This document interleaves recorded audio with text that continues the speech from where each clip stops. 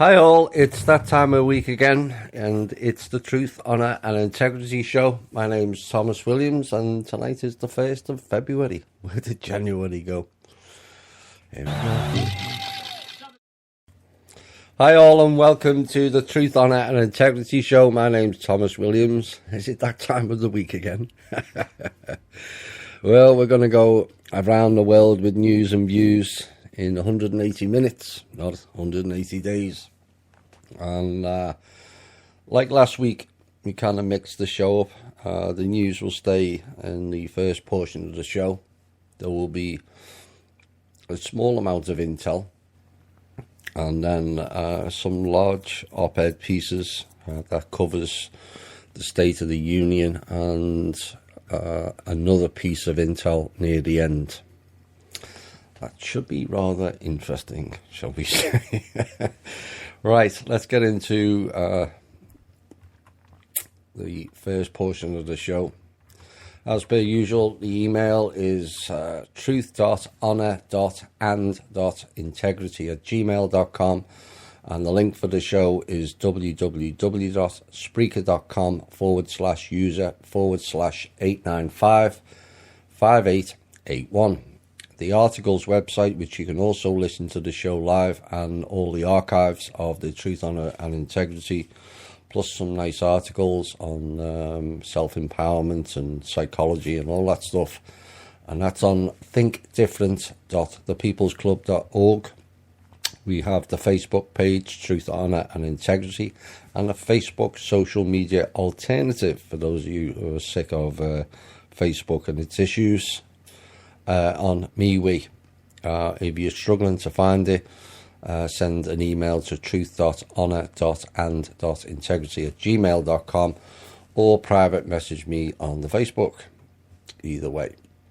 Then we have the People's Club donations website link for everything about the foundation, called thepeoplesclub.org. Right. First thing, I want to make a couple of apologies to people who have sent me emails and I haven't been able to respond to them. My time's just getting shorter and shorter. I do most of this show myself. All the content, apart from some bits of the intel, is done by myself, and I deal with the emails and all kinds of other things. And so I apologise if I don't respond quickly. But I do tend to pull out the ones who ask the questions and throw them in the show. But I may have to apologise. We may not get to questions again tonight. You'll understand why as the show develops. There'll be no show an evening with Thomas this week. We have another guest lined up, but I'm too busy this weekend. Too much going on. And the other final apology is a lot of people are trying to friend me on the Facebook. I don't accept friend requests on Facebook. It's nothing to do with you or me ignoring you again. It's just that I have issues with friends lists, and it creates a backdoor into not only your Facebook but also your computer. And so I tend to ignore a lot of friend requests. So if you have something important to say, rather than just hi, just drop it in a private message. But I don't have time to say hi to everyone, sadly. Right, with all that done, let's go around the world with some news. And the first one is in Japan. Nice cabal bastion of place that is, and largely to do with currencies and financial issues. But of course, last week the digital currency exchanges in Japan says it had lost. I'll get into that in a minute. $530 million worth of virtual money in a hacking attack on its network. CoinCheck suspended deposits and withdrawals for all cryptocurrencies except Bitcoin, as it has assessed its losses in NEM, which is a lesser known virtual currency coin. And the theft was confirmed. It will be the largest involving digital currency. Another Tokyo exchange, MT Gox, collapsed in 2014 after admitting that 400 million had been stolen from its network. And the stolen coin check money was said to be kept in a hot wallet. Really? Which is a part of the exchange connected to the internet. Go figure. That contrasts with a cold wallet, where it's probably kept in the fridge, but maybe not, where funds are stored securely offline. You would think they would all be stored securely offline, but no, that's not how it works, as we all know. CoinCheck says it has the digital address of where the money was sent and is going to do what it can to compensate, not fully return, compensate investors. As a side note, Bitcoin crashed at least 20% today. Or was it 10? It went down there 20. I think it ended up about 10% down, and appears to be on schedule for what we warned about in early December. So 534 million of virtual money. So what does virtual mean? An item may sometimes be described as being a virtual item when it is a representation or non-tangible abstraction of the physical object, or it is a functional emulation or simulation of it. But they lost the simulation. You can't you can't make this stuff up. Virtual currency is being lost.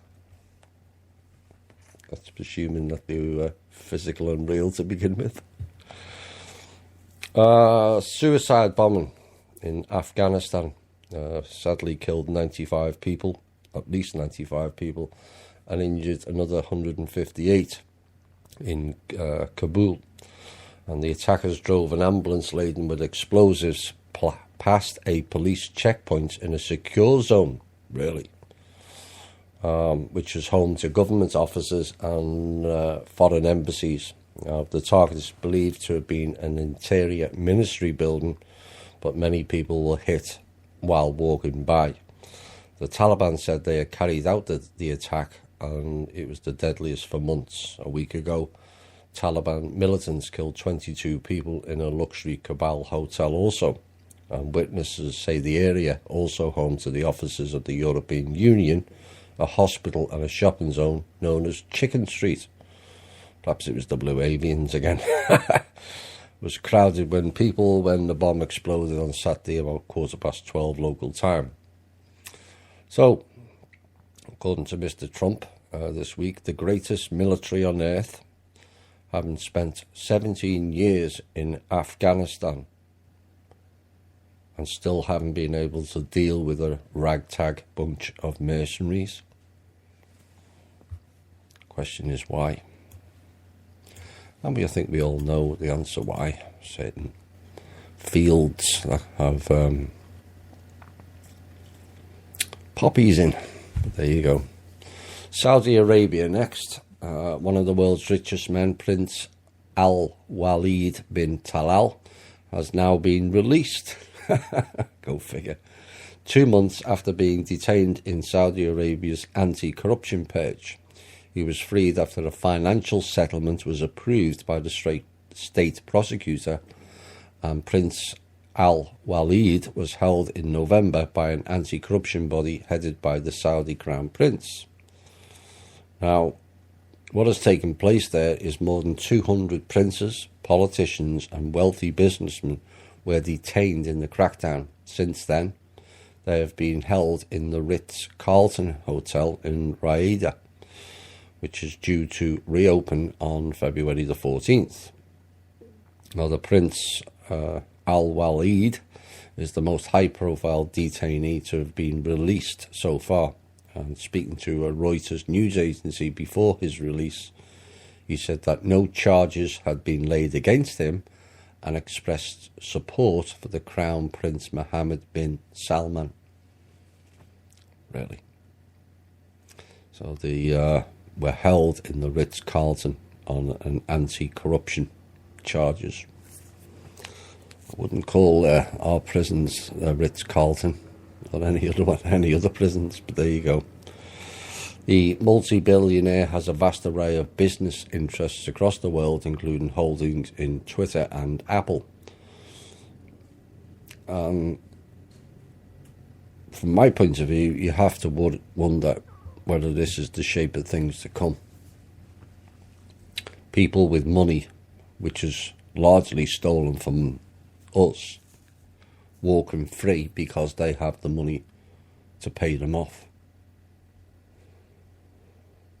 And I find it a concerning trend could emerge, and something we should be very wary of in this country if it takes place here as well.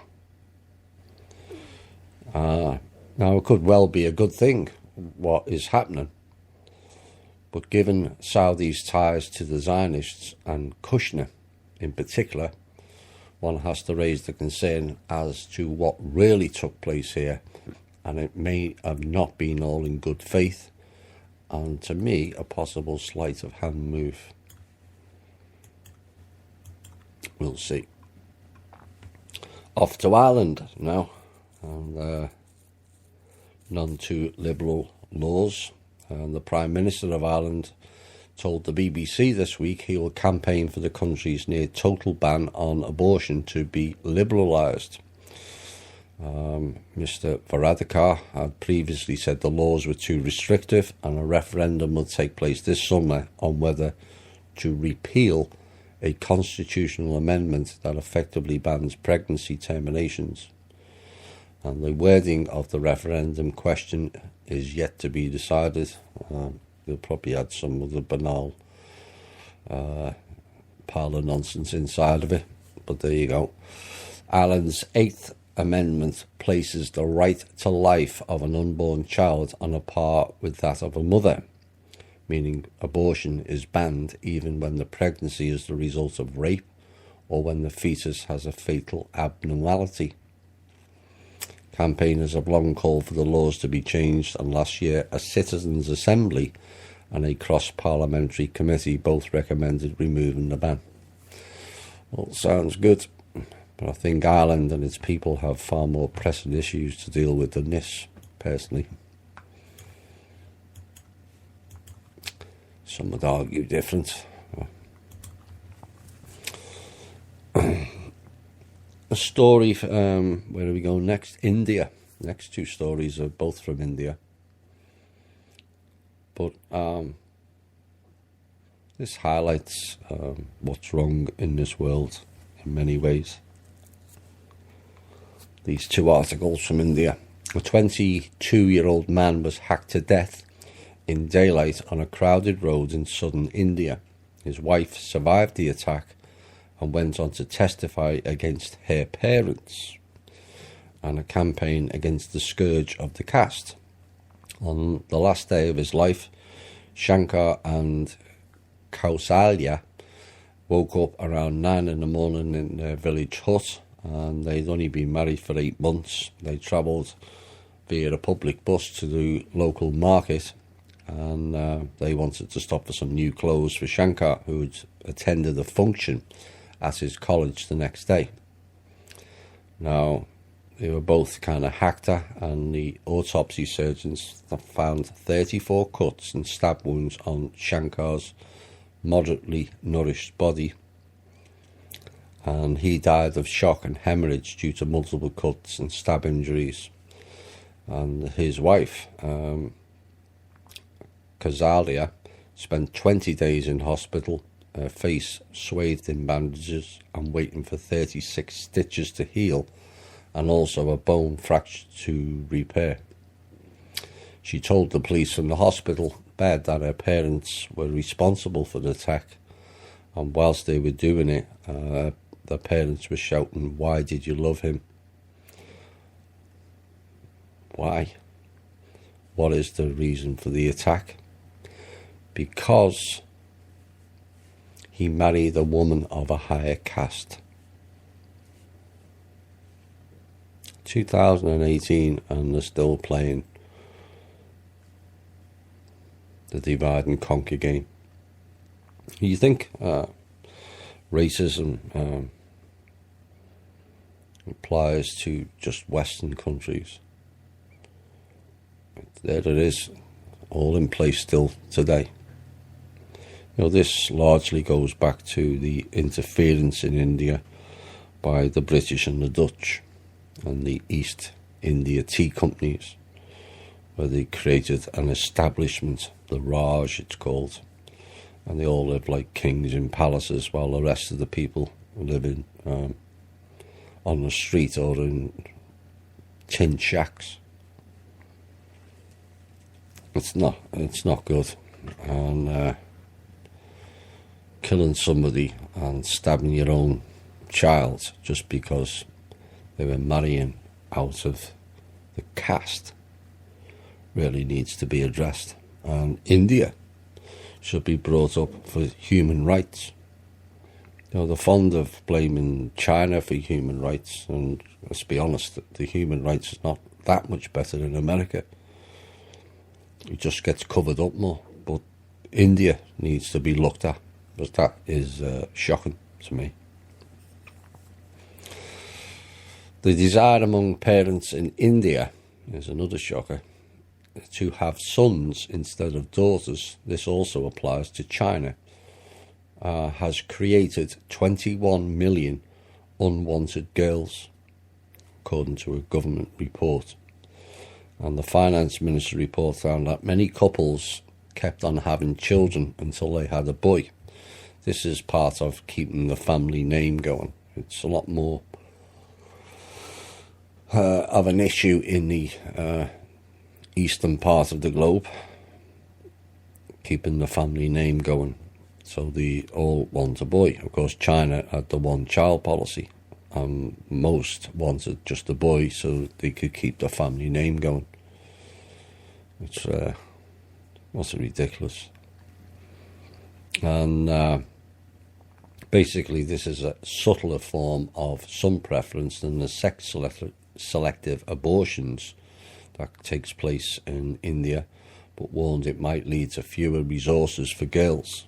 According to the report, the son preference was a matter for Indian society to reflect upon, they said, and the authors also found that 63 million women were missing from India's population because the preference for sons led to sex-selective abortions and more care was given to boys. Tests to determine a fetus's sex are illegal in India, but they still take place and can lead to selective abortions. Terrible. What's it terrible? There's a lot of media goes on about the Saudis are bad, they don't look after women and this and that, and the focus goes on certain countries. China's human rights is not good. We heard Trump talking about North Korea's human rights. But what's the UN for? Oh, clearly we all know it's not for looking after people, is it? Maybe as we go further down the line with this country sovereignty issue, these types of outdated divide and conquer, no matter what country or culture, needs to stop. You got people in the Middle East that insist women must be clothed head to toe and they must walk behind them. Again, it's utterly ridiculous. And something has to be done in India and China in particular about this boys only. Casino mogul Steve Wynn got a lot of high-profile hotels in Vegas. Resigned on Saturday as the finance chairman of the Republican National Committee amid allegations of sexual harassment and also assault. Mr. Wynne had been a prolific Republican donor and led the RNC's fundraising efforts during President Donald Trump's first year. And he also helped the committee rake in more than $130 million. You think that would be better going to the people, but there you go. And the RNC chairwoman, Ronna McDaniel, said today, "I accepted Steve Wynne's resignation as the Republican National Committee Finance Chair for sexual harassment." FBI next. The Deputy Director and President Donald Trump, repeatedly accused of political bias, has resigned, and Andrew McCabe was pressured, allegedly, to quit by FBI Director Christopher Wray in advance of an Inspector General report examining the agency. Mr. McCabe was reportedly due to retire on March the 18th, but has now quit on gardening leave. And his exit from the agency comes a week after a report that Mr. Trump wanted him out, and an internal communication authored by Mr. Wray shows Mr. McCabe's early departure was the result of a forthcoming FBI Inspector General report that concluded the agency must perform at the highest standards. Quite why it takes a report to do that is beyond me. It should be par for the course. This is the way these government agencies and branches work, sadly. And earlier on Monday, it was reported that Mr. Wray had expressed an interest in moving Mr. McCabe to another job, which would have been a demotion, ahead of the Inspector General reported. And it's unclear when the report will be released. And the White House Press Secretary, Sarah Huckabee Sanders, told the press briefing on Monday that this particular decision regarding Andrew McCabe was not made by the White House, and the President wasn't part of the decision-making process. England next. Every person receiving personal independent payments, like benefit system, will have their claims reviewed. The Department for Work and Pensions has said a total of 1.6 million of the main disability benefit claims will be reviewed, with around 220,000 people expected to receive more money. But 1.4 million are going to get none or less. And it comes after the DWP Department for Work and Pensions decided not to challenge a court ruling that said changes to PIP were unfair to people with mental health conditions. Now, the review is going to take 5 years, and it's going to cost £3.7 billion, which is roughly $5 billion. And the Minister for Disabled People, Sarah Newton, said the DWP was embarking on a complex exercise and of considerable scale. She added, whilst we will be working at pace to complete this exercise, it's important we get it right.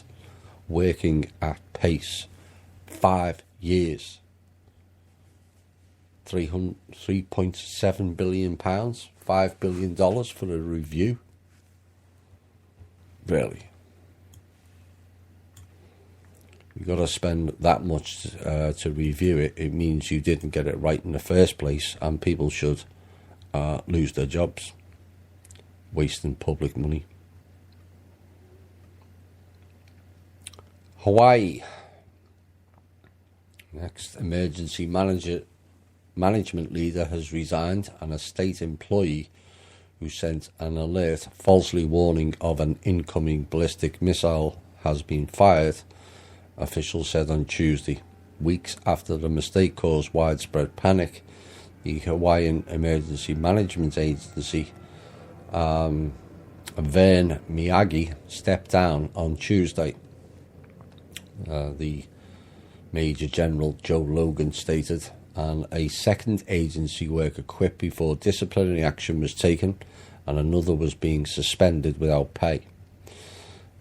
General Logan said in announcing results of an internal investigation, the state emergency agency worker believed the attack was real because of a mistake in how the drill was initiated during the shift change. The worker said he didn't hear the word exercise, which was repeated 6 times, even though others clearly heard it. And apparently there were no procedures in place to prevent a single person from mistakenly sending a missile alert. Really? A missile that never was, by the way, for those of you who don't follow the show every week. There was no missile. Where are we next? Davos. The UK Treasury Chief Philip Hammond diffused an awkward moment at the World Economic Forum on Thursday with a joke. He publicly thanked his American counterpart for comments that sent the pound to its highest levels against the US dollar since June 2016. And he said, Steve, thanks very much. Hammond told US Secretary Stephen Mnuchin, or perhaps it's just easier to say Stephen Munchkin, kind of fits really, during a panel discussion in Davos, Switzerland. Investors interpreted comments made by Mnuchin on Wednesday as an endorsement of a weaker US dollar, and the currency fell to its lowest level in over 3 years as a result, forcing the Trump official to clarify his position. Mr. Mnuchin said Thursday he was not concerned by short-term fluctuations in the dollar. It's not short-term. It appears it's collapsing against all currencies. It was only a few months ago that the pound was about, I think it was $1.15. It's now $1.43. That's not a short-term fluctuation. That's a hefty collapse, and it's collapsed against the Canadian dollar, roughly 14%. It's collapsed against the euro and the yuan. Of course, so is Bitcoin, and so is the bonds. Mr. Munchkin again. Treasury Secretary urged Congress on Tuesday to raise the federal government's statutory borrowing limit, and said Washington must soon grapple with the mounting federal debt. Really? Just as lawmakers are embarking on a significant spending spree, annual deficits are creeping up to $1 trillion a year, and the national debt has now topped $20 trillion. On Monday, Treasury said that the United States will need to borrow $441 billion in a privately held debt this quarter, the largest sum since 2010, when the economy was emerging. No, it never emerged at all from the worst downturn since the Great Depression. Yet the need to deal with the federal debt seems to have taken a back seat to other priorities, including the $1.5 trillion tax cut increase, increased defence and domestic spending, and an expected infrastructure request from President Trump this week also. I'll cover that more in the op-ed piece of the State of the Union in the second hour.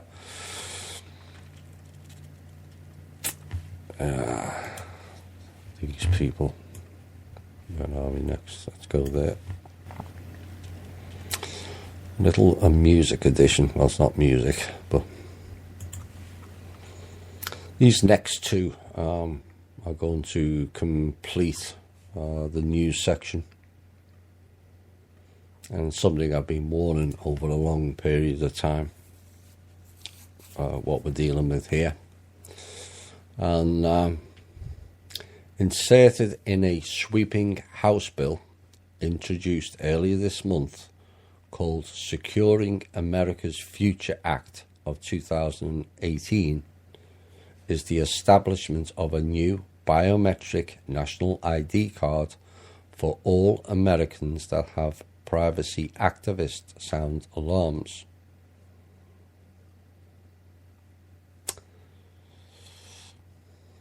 Yes, they are sounding alarms. It was introduced by Republican Bob Goodlatte of Virginia. Go figure. HR 4760 encompasses issues such as education, homeland security and the military, and buried in the 400-page legislation is the new mandatory national identification system in which citizens would be required to carry a government-approved ID containing biometric features. The bill states that anyone seeking employment in the country must have the card. I think this kind of fits.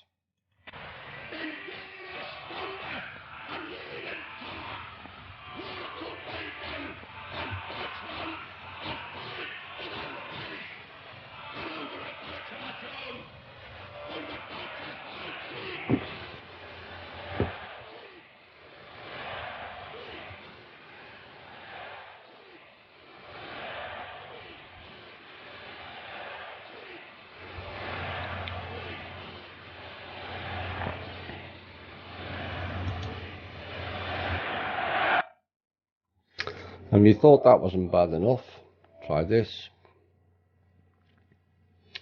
If you are an awake citizen of the United States, you'll know that the Department of Homeland Security implemented a constitution-free zone 100 miles inside the borders of the United States back in 2013.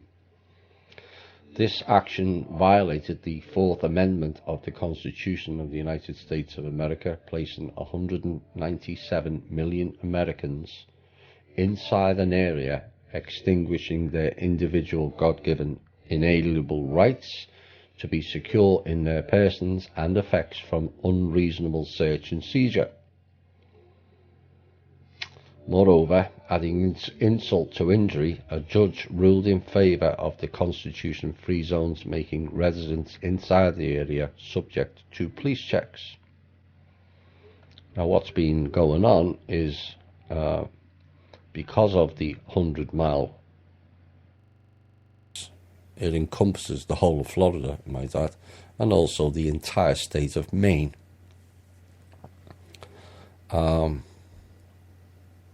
And people in Maine are now experiencing what can only be dubbed as citizen checks and papers please on buses travelling from Fort Kent towards the state interior, and making periodic checks on buses originating in Bangor. Yet again, we'll now go into a music break, but I'm going to play that piece again, because that's what we're dealing with. In jeder Stunde, an jedem Tag, nur zu denken an Deutschland, an Volk und an Reich, an unsere deutsche Nation. Unser deutsches Volk Sieg heil! Sieg heil! Sieg heil! Sieg heil! Sieg heil! Papers, please, indeed. It's time the people fought back and stopped that nonsense. The problem with these people is they're living in fear, the fear of the people, fear of the dark. Perhaps that's an opportune time to play that.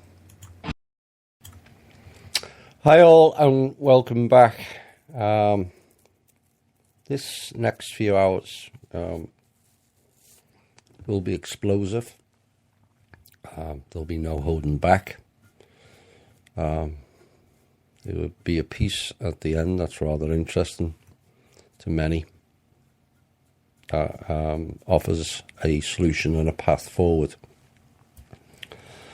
But in the backdrop of a week when I lost my home to the criminal banking fraternity, and our team were shot at again. This is the world we live in. Sounds like a song, doesn't it? And this is why we're all here tonight in this show and in many other shows, to try and develop and make and be the change. So I put out a few cryptic things this week, seeing as people like all those cryptic posts of the entity known as Q. So I put a few out. And one of the things I said was maybe Mr. Trump will say something in the speech. Given what I knew had taken place last Saturday. But we'll get into that in a minute. The intel for this week, there's going to be more later. But the short pieces are Neil Keenan has decided to chime in again this week. Neil and his team of alcoholics. All very conveniently, Neil following the release of the first live banking codes recently by our team. And in steps Keenan with his hidden partner Robert David Steele, who both operate for and on behalf of the CIA and their Asian faction Chinese elders, who are supplemented by the Rothschild family. Nice little cesspool of swamp material there, I might add. Now, Neil has apparently offered his book of codes to Mr. Trump. The question is if Neil Keenan had the real codes for the last 4 to 5 years when this country was going bankrupt, maybe he should be done for treason against the American people. The reality is, Neil doesn't have any codes. He doesn't even have the right book. I've seen the correct book, and that's not it. And basically what they're doing is muddying the waters again with the Sukarno Marcos bullshit that we all had to go through 3, 4, 5 years ago. Except it all went out in the last 4-year loop. It won't be part of this one. And someone needs to tell him that Trump has the real banking codes. You know, the ones that actually work, Neil. All the other codes will not work and haven't done for the last 5 to 10 years.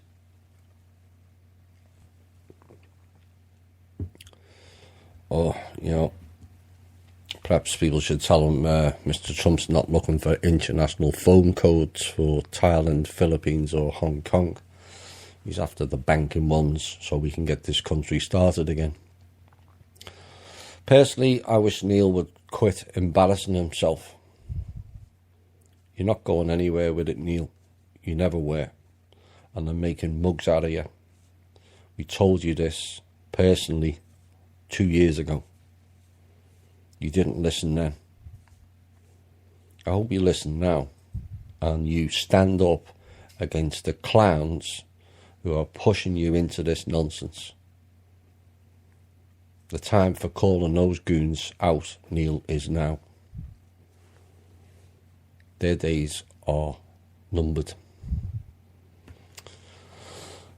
Now, it appears the train hit on the 200 Republicans yesterday was a false flag event. And there was rumours of a helicopter takedown in response to that attack. I've yet to get full details or more clarity on that. So at the moment, it's kind of speculation. It's not nailed on, but it's looking that way. There was also possibly another event when a military plane went down from the Nellis Air Base drill that also may be related to the current ongoing war. Right, let's get into the op-ed pieces. Politics is the last refuge of a destitute mind. And given what we heard this week, you can't argue with that. There's a quote from 1689 by Hugo Grotius. How far this poor government has been abdicated, renounced, deserted and forsaken by malfeasance, misfeasance, nonfeasance, and at last by an utter dereliction, I need not repeat, it being too evident to all. But those who will not see, than whom there is none so blind and incorrigibly ignorant. And for those of you who saw it, the State of the Union, the title of the speech was allegedly misspelt. Instead of union, we got uni-om.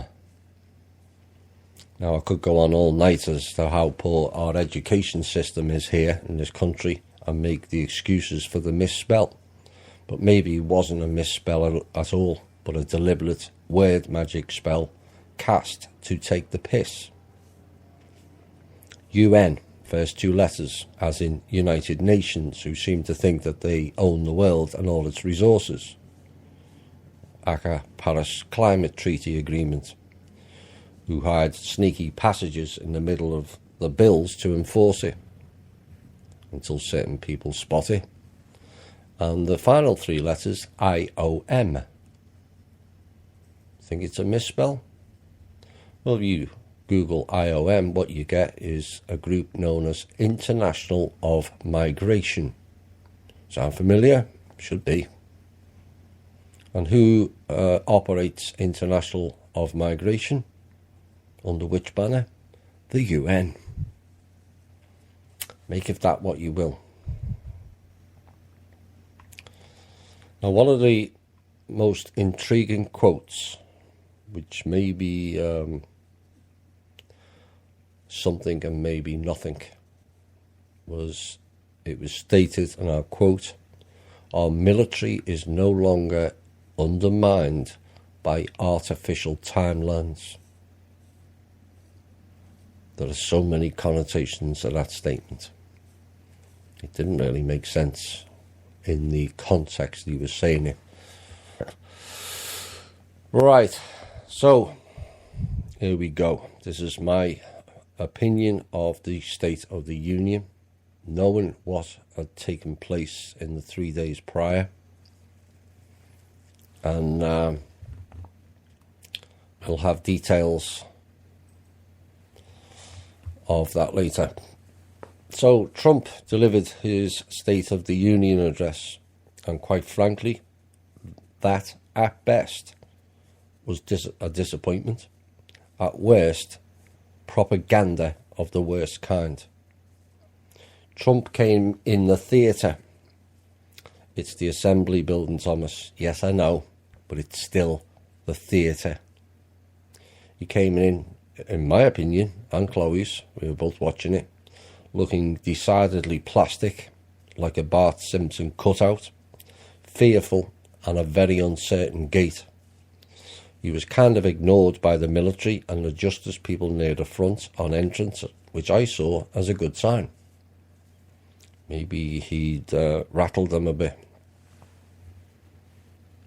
But then he delivered, in my opinion, a stumbling, vomit-inducing delivery for and on behalf of the synths and the deep state.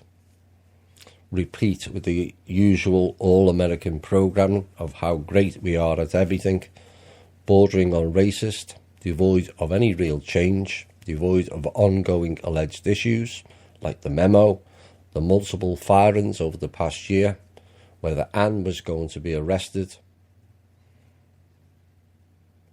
And did anyone not notice the droid wasn't in attendance? Oops. Perhaps the theatre had too many stairs, you know. The speech was hideously patronising, and it was a massive slap in the face for all the American people, and none more so than the alternative community. But maybe that's what we deserve. Or is it? Too often we've fallen for the same bullshit of change, when in reality the only change is the time. The address, which eerily represented a presentation in the movie Hunger Games, complete with a gallery of overindulgent clapping seals, laughing and clapping on cue, it was all about the image. Image, which is a core pirate market strategy designed to pull people in and provide the hard sell. Well, I, for one, am not buying it. Now, I do have to say, I do feel for the man. I don't think it was his speech, but the fact that he addressed it means I will address it as we all saw it. But whether you like the man or not, he was clearly not in control of that script. He struggled at times to read, and this has been the problem all along. Whilst the hidden puppet masters remain in place, you can have Jesus Christ in the White House and not make a blind bit of difference. The puppeteers should be removed and at least give the man a chance. We need to build those platforms for people to perform in the right way, something I asked for 5 years ago. And we need enforcement to carry it out. Again, mentioned 5 years ago, and again, we still wait. Why? Because those who talk brave are clearly not by their actions, or should I say, inactions. America in its image, which is based on falsehoods and illusions, is only believed in this country, as the rest of the world is largely seen through the illusion. And I am, for one, sick of this false image and fakery of all is well and great when it's clearly not. But he's going to release a memo and all will be well. Great, but what happens next?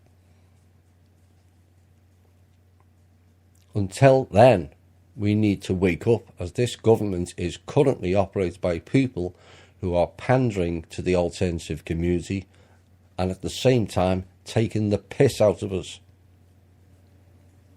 They already know the synths will follow and believe everything. And based on that, on Tuesday night, they are trying to convince us of the same thing. And only when it becomes too obvious will people react. By then it may be too late.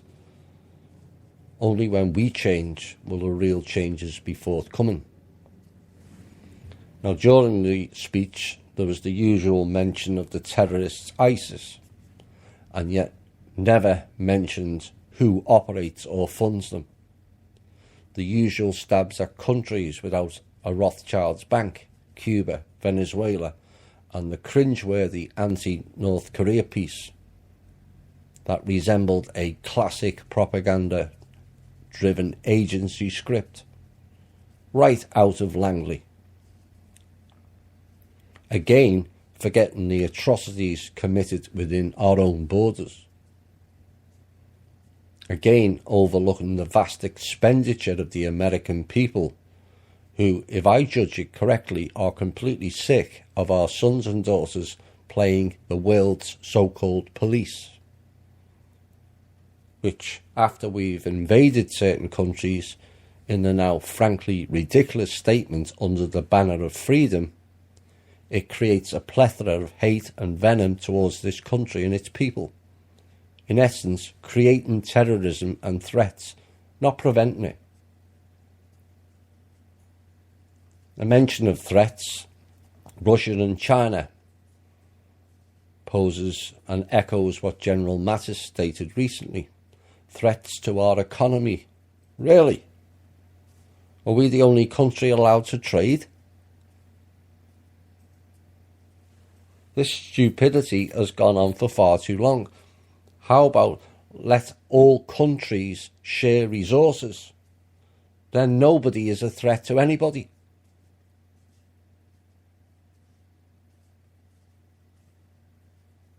Just because there's oil in North Dakota doesn't mean it belongs to America. It belongs to the world, to all the people.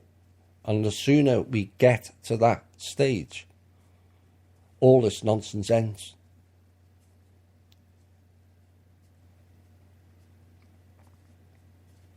It's utter madness, and the other classic of a threat to our national security. Everything's a threat to national security these days. If everything from China is a threat to our economy and national security, how and why did we end up with a huge trade deficit to them to begin with? Please explain that one.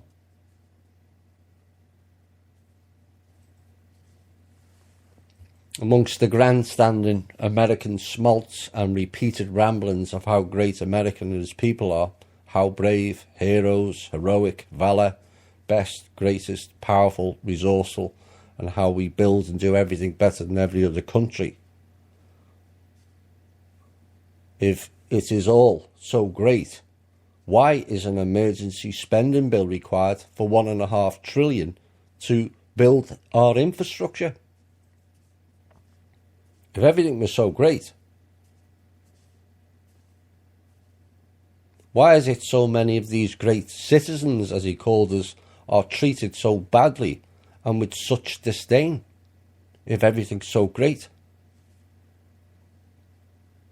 You wouldn't treat an enemy that badly, so please spare us and the rest of the world with the vomit-inducing wailing of how great America is. We're not. That is clear to all and sundry. We have to rebuild, top to bottom.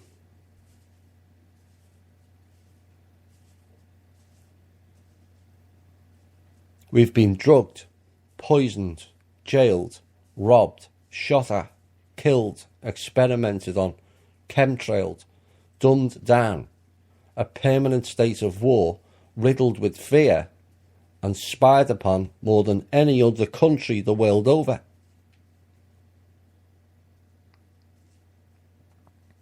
And only when all of the aforementioned ceases or drastically reduced can we even begin to listen to politicians telling us how great and loved we are. Clearly, we are not. Otherwise, government, military and agency policies would not have done that to the American people.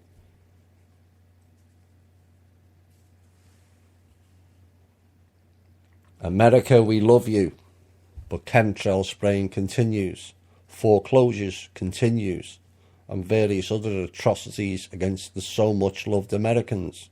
And frankly, we are tired of listening to that total bullshit. Jobs increased, wages increased, and yet, where is the actual evidence of that?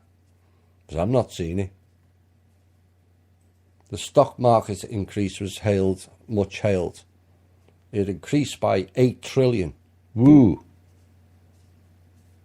How has it increased by 8 trillion when the majority of the Fortune 500 companies are laying off jobs or closing down? It's all an illusion, Mr. Trump, and no amount of spin will fix this country. Which, in case you all forgot, we've been operating on IOUs from the DoD for many months now, and still face another budget decision next week. The attacks and the will to take on the opioids and drug issues is a welcome move, in my opinion. But again, no mention of who is the biggest dealer and addressing them for putting it deliberately onto our streets. Nothing. The other plus was the move on cures and lowering prescription drug costs. And I was also pleased to hear of the 1,500 VA people fired for not providing correct care for the veterans, and a promise to look after them better. Good stuff. But the one thing that intrigued me, I don't know whether anyone's even mentioned this before, or questioned, maybe they have, I don't know, is why the military is not responsible for looking after their employees.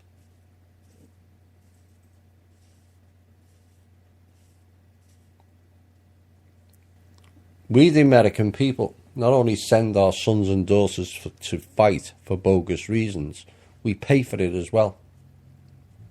And then we have to pay for the veterans in the public arena. To me, that is a military expenditure and not an added public burden that takes away funding from other things. It's not like we've been penny pinching with military budgets, is it?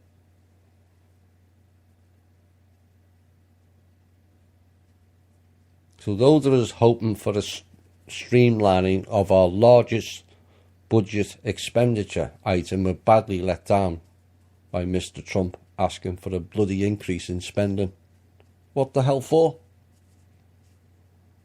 So we can sacrifice more of our sons and daughters in the name of freedom? I mean, enough of that shit. We love you, the American people, but we will continue to sacrifice you in the name of American hegemony. Again, enough of that shit. I lost count the amount of times the word sacrifice was used in that speech. We wouldn't have to sacrifice anyone if the short bus people in that theatre room was in any way competent. Or the clowns with more badges for killing people than common sense brain cells did their job of defending the country, not attacking all others.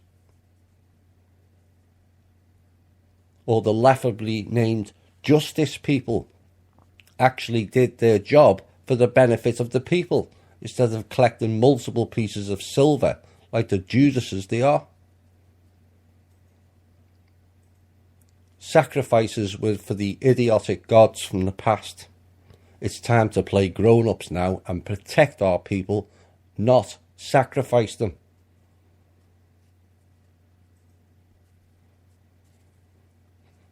The nation has lost its wealth, Mr. Trump announced. No shit, Sherlock. Yes, indeed, and 12 months on, you're about to embark on an increased military spending. More oil drilling, more nuclear weapons, and more wars with those you see fit. Oh, and build a wall across the southern border to stop them nasty terrorists and drug dealers, forgetting which of our own agencies not only created them, but armed them. Hello, Mr. Holder. And ran the drug cartels for their own profits and black budgets. How about build the bloody wall around them and call it Guantanamo 2? And do everybody in this country a real favour.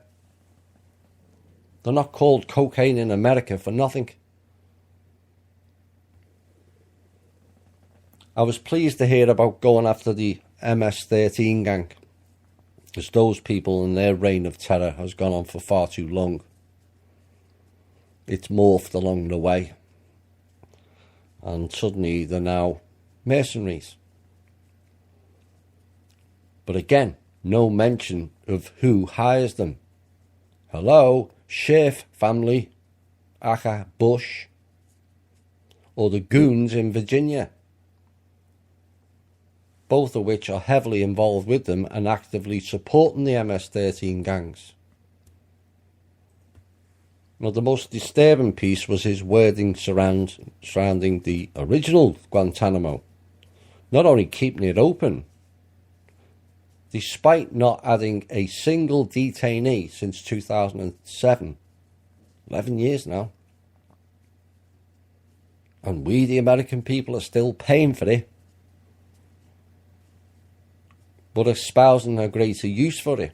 He mentioned the term enemy, non or combatant. And in case you're not familiar with that term, it means you can torture and do whatever you like to those contained within. And it doesn't come under any Geneva Convention, human rights protection or habeas corpus. What are you going to do next? Call all Americans enemy non-combatants? Papers, please.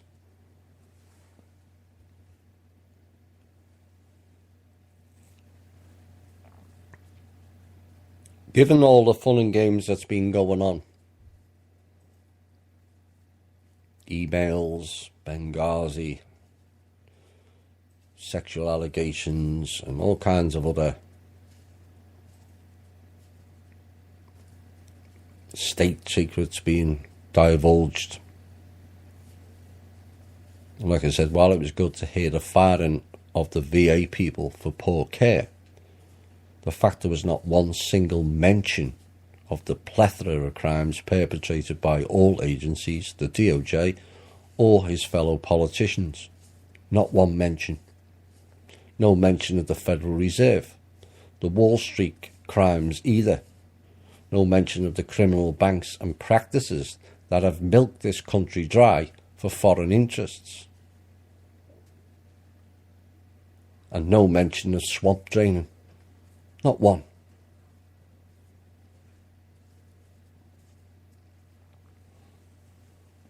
But he couldn't resist, could he? Proudly mentions the new capital of Israel in Jerusalem. And in case anyone failed to notice, cue mass cheering from the happy clapping performing seals in the gallery. Pretty much the loudest cheer of the night. I thought it was about making America great again, not Israel. And yet again, our politicians are hampered and straitjacketed by foreign policies to countries who frankly don't give a rat's arse about America.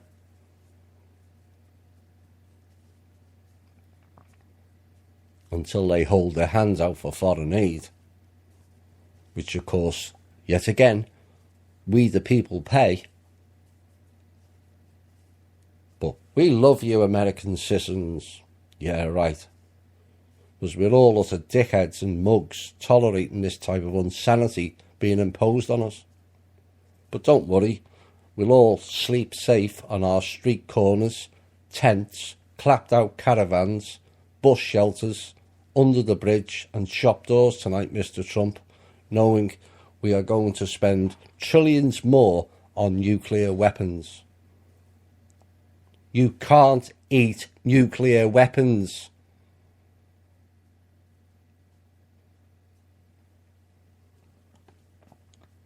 Tell that to the 1 in 5 kids in America who are living below the poverty line, or the 47 million Americans on food stamps, or the majority of people in this country who have jobs, working at least 2 jobs just to get by, whilst you and your ISIS-Ra elites friends decide on how many nuclear weapons we can buy or how many rounds of golf we can play. It's shameful. Also shameful. We love you, my ass. That's what I think of it. Hi all, and welcome back. To say I was disappointed on Tuesday is an understatement. I just can't stand that level of fakery. Telling people that we're loved and all this and everything's great, and clearly it's not. And clearly we're not. They haven't given a rat's ass about the American people or any other country's people for a long time. But there are solutions. and progress has been made. We will have more on that later. People will been asking about the AI, and from what I know is the AI, the original psychotic AI, was removed as of late 2015. We taken out of service, and if the new one that came in would appear to be beneficial, given the push on the ground to develop AI that's ramped up since beginning of last year, which ties in with the old one going down, or it's certainly increased a lot. Now, the reasons for them creating one is so it can compete with what it would appear to be a neutral or beneficial AI present. Either that, or they have nothing left and need to control the people on a vast scale, and they currently can't cope with themselves. And this is why there's a push for AI. They can't control it all. They need the AI.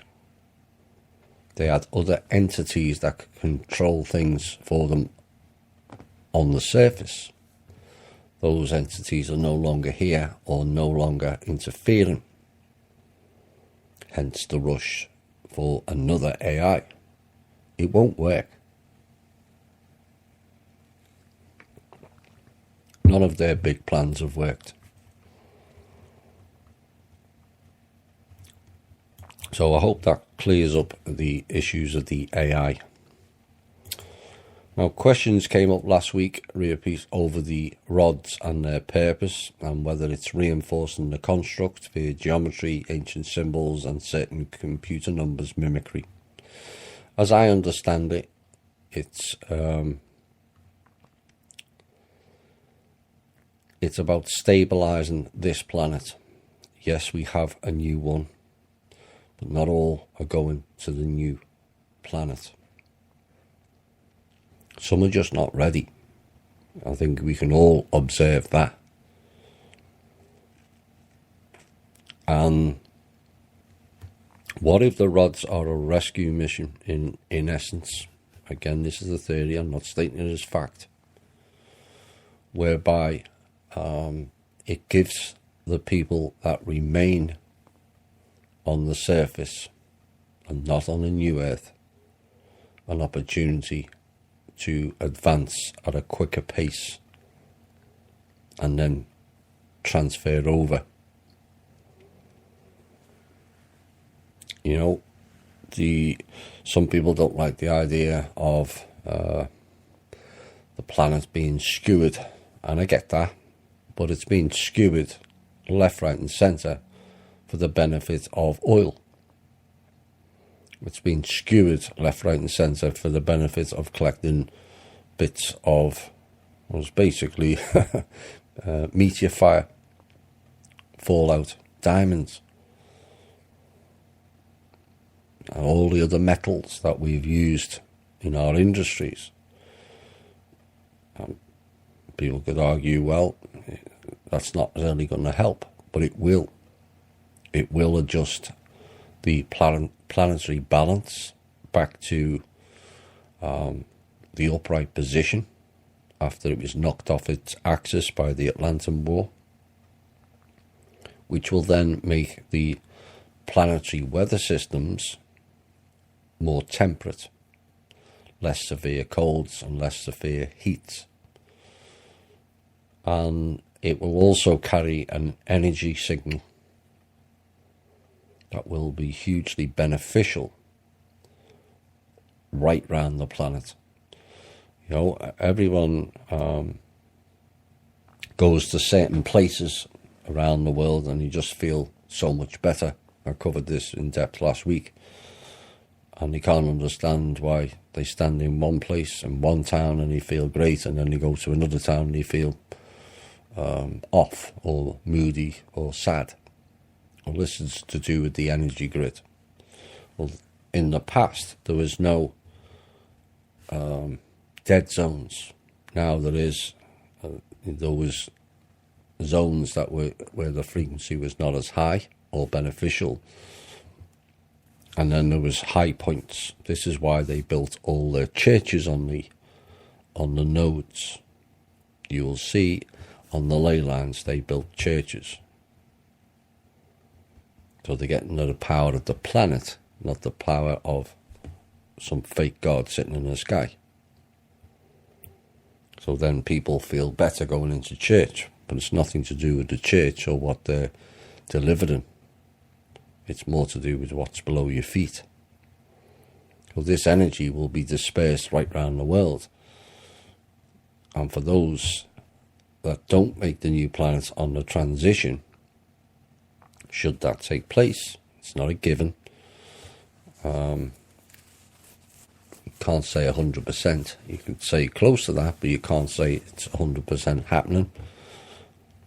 Then it will be for the people who are left behind, who are not ready to transition yet, a greater chance of moving through their evolutionary scale a lot quicker with the beneficial energies and not the negative microwaves and Wi-Fi and all the other stuff that we're tolerating currently.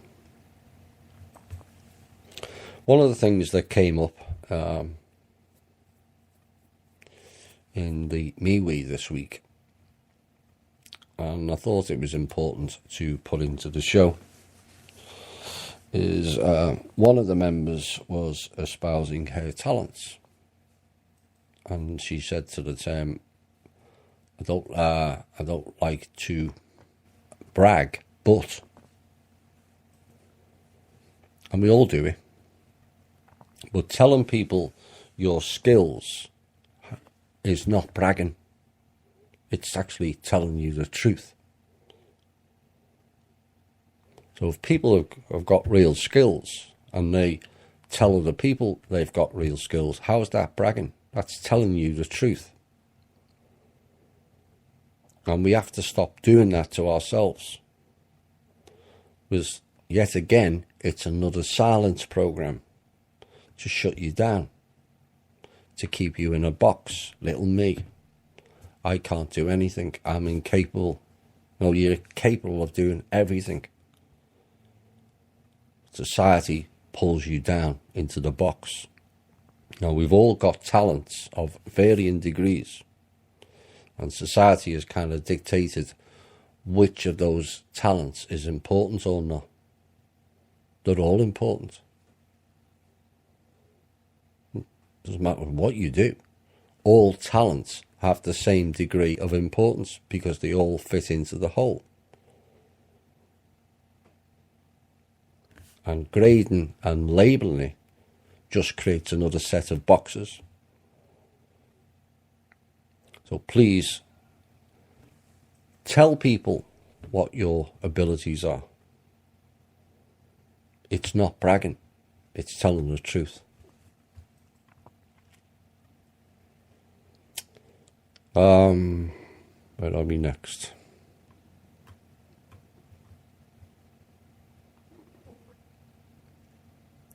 I'll leave that to... Alright. A word of warning for the attendees of the Super Bowl. I think you're all aware of that nonsense now. But is it called Super Bowl? Or is it called Superb Owl? Think about that.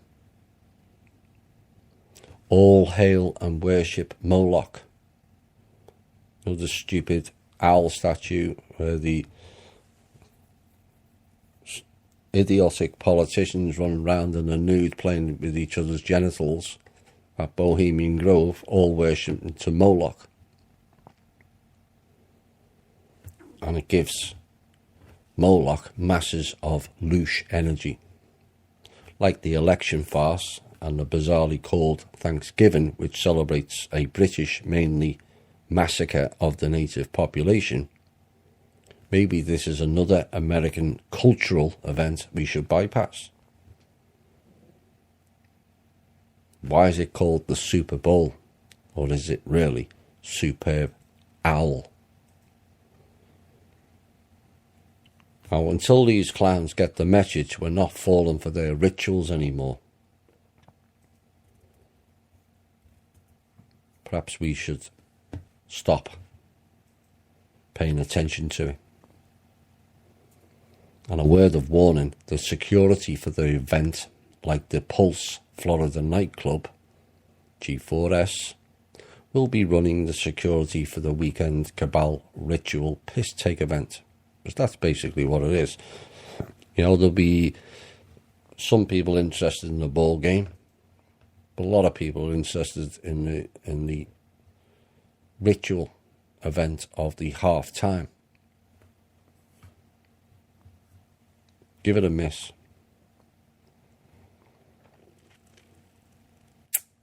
The God of Knowledge. You might like this piece. The God of Knowledge is called sin. So in their bizarre word magic spells, to obtain or have knowledge is a sin. Or perhaps another case of national security. Everything else is these days. The 7 deadly sins, as it was called. Perhaps it needs modernising. And so I came up with a few. And let's try these out. Number 1, think tanks. Number 2, agencies. Number 3, bankers. Number 4, lawyers. Number 5, politicians. Number 6, military top brass. And number 7, ETs. All have committed an enormous amount of sins, crimes, and caused untold human suffering beyond all imagination.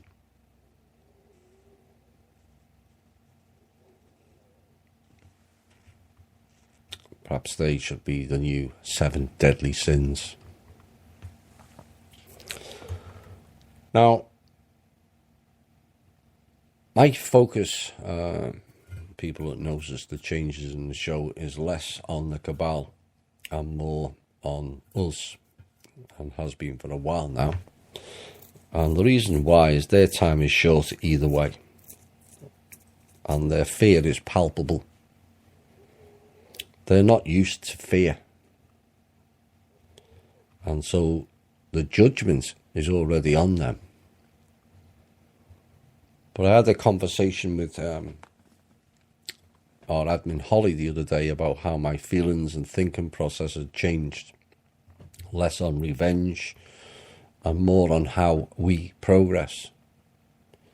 So here is some more things to ponder on. And I mentioned last week, so mass arrests, however many, and whoever is removed from society. Is it important? Yes and no. But yes, make no mistake, I want to see real justice served on all the perpetrators. But I worry at what cost. I need you to bear with me on this one. Society itself has become addicted to drama, worrying about other people's lives rather than your own. The nosy neighbour syndrome, as it's called. Who did you know blah blah is cheating on blah blah, or she is working on benefits, or someone's put wrong items in their trash can, are examples. And the classic one of illness applies more to people in the UK, but it may be prevalent here also. The illness drama. Did you know the neighbour's daughter's boyfriend's cousin has cancer, or C? Both of which are said in a whisper or mimed. Why do people do that, whisper or mime the word cancer? But again, it's an example of people being embroiled in other people's lives and not getting on with their own. various shows on TV now are all geared around the drama, and even the news outlets over the last decade has delved into it and enhanced it 24/7. So the arrests happen, and the issue comes up, to me at least, a frightening reality of drama being played out on our screens, of courtrooms, police guards, high security, snake oil lawyers, and TV cameras from all angles, relaying all the drama, with the people outside the court buildings demanding hangings, lynchings, tortures, etc., the majority of which will know little about what or why the person or persons in the courtroom are there for. Only the alternative media community really know why. And I feel it will turn into a disgusting sideshow of mock anger, and perhaps is eerily reminiscent of the Roman Church public live death by fire antics. It was wrong back then, and I feel it would be wrong now. Now, before you all jump to an instant judgment on that, please hear this piece out. The thing that bothers me is you can't change everything overnight. What bothers me is the fact that the same snake oil salesman called bar lawyers would cream multi-billions of our dollars off this sideshow to decide in reality what we already know. And it will all be covered by the same organisations that have led and lied to us to facilitate their perverse, unlawful current system via the portal people. That's newsreaders for those new to the show. Endless hours of pontificating and pointless mind-numbing debate of he said, she said. Oprah and the other equivalent proponents skilled in the art of talking shit, somehow trying to convince the bewildered public that they knew something was wrong but couldn't put the finger on it. Yeah, right. You knew and did nothing but collect your fake titles, a plethora of kickbacks, and bulge wallets, purses and bank accounts. And you, a lot of yous, are a bunch of sanctimonious bastards to me. All of you. Lawyers and media people. They, the bar, and the media et al. Were all complicit in it at various levels, yet choose to ignore the obvious in case it affected their perceived special status lives. Judgment of themselves at a defined date will not be sweet, and it will have a cost. Rest assured. So, what are the solutions to still have and see justice but avoid the drama of it all? Now, presuming the clean-up involves all branches of them as well, how about a closed military doors court with people from the alternative community observing true justice is served and implemented in all cases?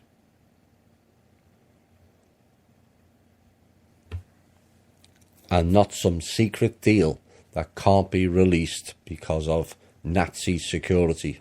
I'm sorry, did I say Nazi, not national? More like Nazi secrecy to me.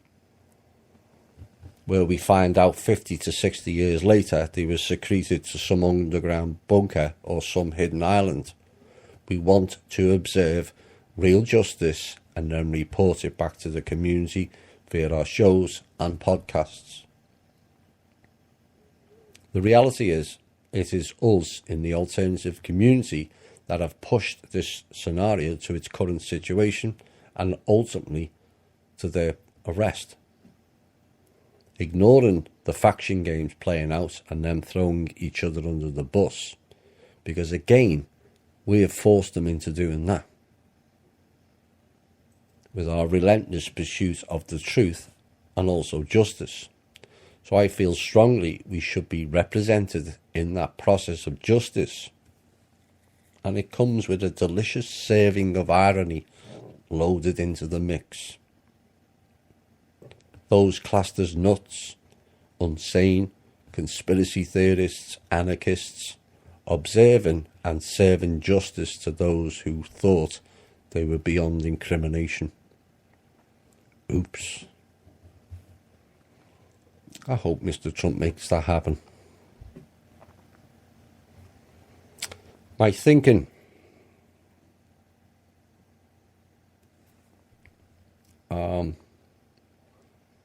And what I've been trying to get across is how you observe things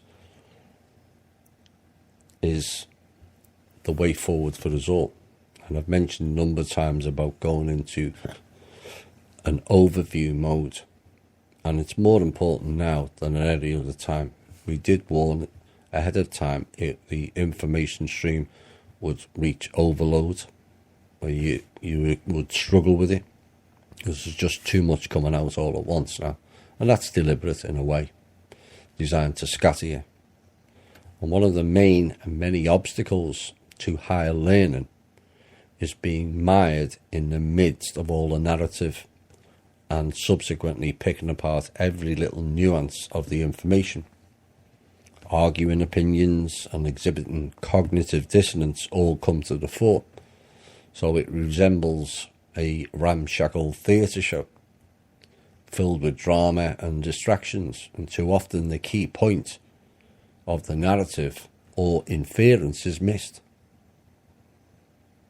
Now, an overview thinker will read 1,000 words, but one sentence will appear to be in bold and bigger font, and yet all 1,000 words are non-bold and the same font. But the overviewer will see that one sentence.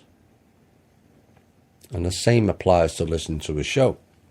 Much of it in an overview is just a drone of words, but your instinct tells you which part to take notice of.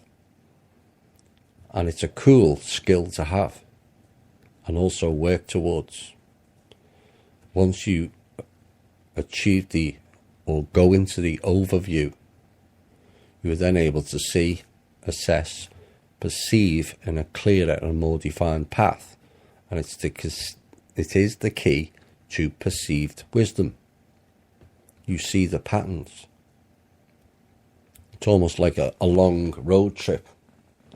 The signs were all there to get you to your destination, but too many miss the signs due to being distracted. It's beneficial for you now to be in the overview. All this, I wonder what's in this memo and that memo, and you think it's going to say this and it's going to say that. Let it play out. There's no saying that memo will ever be released. Yes, they've promised it, but they've promised all kinds and delivered nothing to date. Absolutely nothing. Like the State of the Union, it delivered nothing.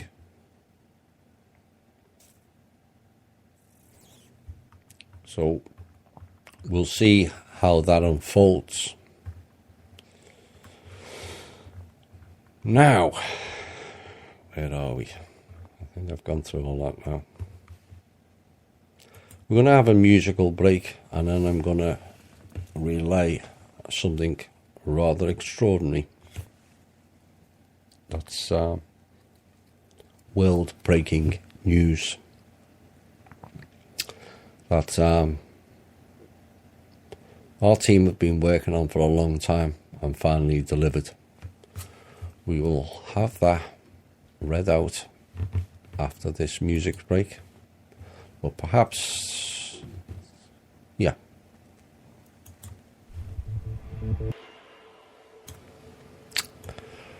Hi all and welcome back. Right, here we go. This is it is a world exclusive, and we have to give special thanks to Miss Manor and the team, and this is the reason why we've been shot at this week. because the old guard don't like it. And on Saturday, 27th of January, Manor World Holding Trust hand-delivered a letter to President Donald J. Trump. And it states as follows. I will read it out and then I will go through the bits of it, of what it entails, after the end of it. We, Manor World Holding Trust, declare that Manor World Holding Trust recognises the expiration of treaty agreements between various aliases the Trust has had in the past, such as Unknown Country and the Crown, etc. Further, the Trust declares, as of the expiration of said treaty and treaties, the United States of America as a sovereign entity unto itself, with no infringement on its sovereign rights by any other nation, to include but not limited to Manor World Holding Trust and all of its former aliases. The Trust's former trustees, custodians, corporations and comptrollers. Full sovereign rights include, but not limited to, the right to sovereign territory, mineral rights, to hold and operate embassies, to hold and operate central banks, to hold and operate military and intelligence forces without any other sovereign monarch influences. Further, the Trust recognises the United States of America as an equal sovereign entity. Shall it desire to enter into any further treaty to include the return of any of its properties currently held by separate treaty, both parties recognise each other to be a sovereign entity unto themselves, with no obligation except to its citizens. Manor World Holding Trust formally relinquishes all rights, property deeds and custodianship to the properties within the United States, known as the District of Columbia, also known as Washington, D.C., and any and all governing bodies contained therein, formally governed by the prior liaisons, trustees and custodians of Manor World Holding Trust since 1864. Manor World Holding Trust formally acknowledges its agreements with the corporation formed in 1912, known as the Federal Reserve, signed as an infinite agreement under international corporate law. This term is 99 years. Therefore, the expiration of the funding agreement between the Manor World Holding Trust, be it by any other name, expired on June the 15th, 2011. Further, its service agreement with the United States of America expired on June the 15th, 2012. Manor World Holding Trust confirms the corporation known as the Federal Reserve is a corporation owned wholly by Manor World Holding Trust, and Manor World Holding Trust, as of this day, shall transfer all ownership rights fully to the United States of America, to include its rights to print paper currency, any and all future income, and any past income earned as of the 15th of June 2012. Any and all debts owed to it by the United States, any and all real property owned by the corporation. Manor World Holding Trust agrees to work together with you and your appointed representation to retain any other properties the trust may hold on behalf of the United States, to include any dividends now due against any assets it may have pledged in the past. Please be advised, Manor World Holding Trust consolidation assets and restructuring began on the 5th of September 2012 and was completed the 1st of February 2016. As of the 28th of September 2012, I am the sole custodian, trustee, principal, decision-making party and owner. This can be verified through any intelligence referencing the above listed country code.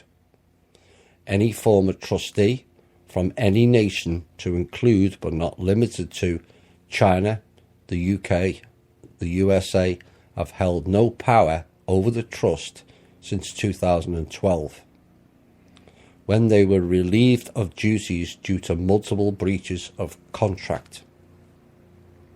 Any other nation, society, order, or organisation does not influence my sole decision-making capacities in any other way, nor do I have any superiors. I am not a member for any aforementioned organisations. I act completely of my own recognizance, and this document is valid as a treaty between both sovereigns and is legally binding under international law from this day forward. Signed and acknowledged on the 27th day of January 2018. That is major. Now, I'm going to go through the implications of this, and we're still waiting for a decision on it, but progress has been made. That's what I kept mentioning this week, and that's why I kind of got disappointed with Tuesday's speech, because that should have been included, and the American people should have been told they are now free.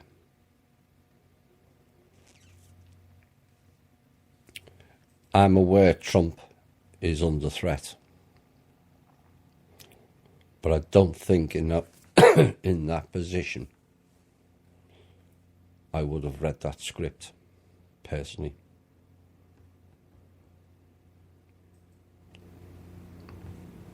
Somewhere along the line, I think I would have broke that script and went off record. So that was done by Miss Manor, as she is known, and the team, known as the foundation people for this show, and it was a proud day. The implications of which will be far-reaching. Now, let me just go through bits of it. The expiration of treaty agreements. Now, basically, this was a contract, another one of those contracts that we've mentioned regularly on this show. And the Manor World Holding Trust was held by Chinese in the past, dragon families, and no doubt Rothschilds were involved, and all kinds of others, all the cabal people. And basically, at the end of the contract, it was taken over by better people, more interested in the funds going for the benefit of the people. It is the people's money, not theirs. So there was treaty agreements with, it said, an unknown country. Clearly, with the second word put in, the Crown, I think it's quite clear who was the controlling country, which was England, Britain. Now, that treaty with America, with Britain as the controlling interest, is now declared void. So America has been enforced as a sovereign entity unto itself, with no infringements on its sovereign rights by any other nation, including the Manor World Holding Trust, including all the people that were the former trustees and the custodians and the corporations and the controllers. But that they're the people who were in control of the World Trust prior to 2012. Rogue elements, in other words. Now, the full sovereign rights of sovereign territory, mineral rights. Of course, you remember me mentioning over mineral rights. Manor World Holding Trust did a deal with the Bureau of Land Management 2 years ago. They're not the issue anymore. It's the Fed. Bureau of Land Management are not an issue anymore. So the mineral rights, which was going to be sequestered by the UN via the Paris Climate Treaty, another one of those bills where they hide bits in the middle of it, and basically what people or countries were signing up was all their mineral rights now and the future would go to the UN under the banner of the Paris Climate Treaty. Except the UN are not allowed to make treaties because they are not sovereign and haven't been since 2013. Oops. Which has been since pointed out. So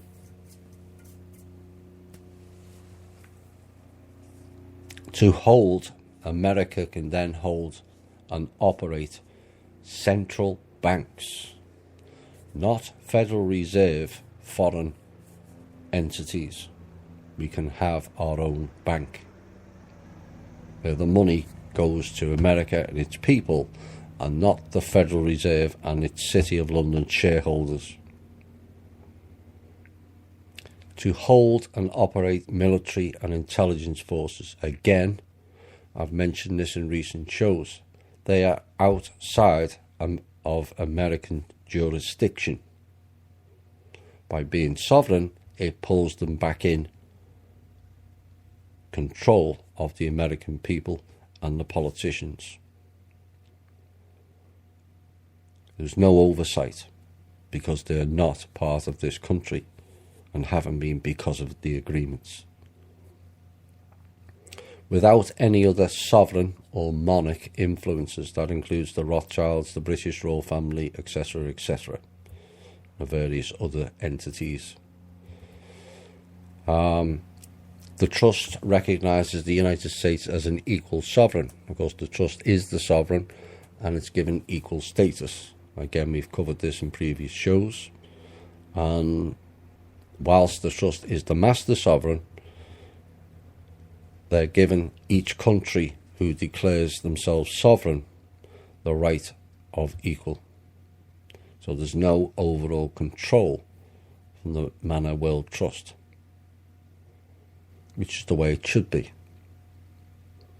Because if like what's gone on for hundreds of years, the World Trust is held by rogue cabal, off-world entities, the Lord and all them people, then they can do as they see fit. But if everyone has the same boat, it makes it much more difficult going forward once the swamp is cleaned. So there will be treaties entered into between Manor World Holding Trust and the United States of America. And once it's endorsed, even though it's already been enforced, it's got to be endorsed. The return of all property currently held by the treaty will go back into American hands. There's a vast range of property in this country that is controlled by foreign interests. Now, the next part is the Manor World Holding Trust formally relinquishes all rights, property deeds and custodianship to the properties within the United States known as the District of Columbia and also known as Washington, D.C. This means that they are no longer separate states.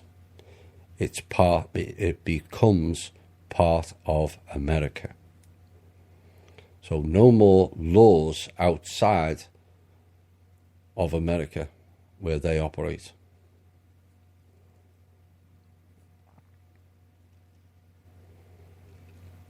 And this includes all governing bodies contained therein that were formerly governed by former trustees and custodians of the Manor World Holding Trust, which has been in force in this country since 1864.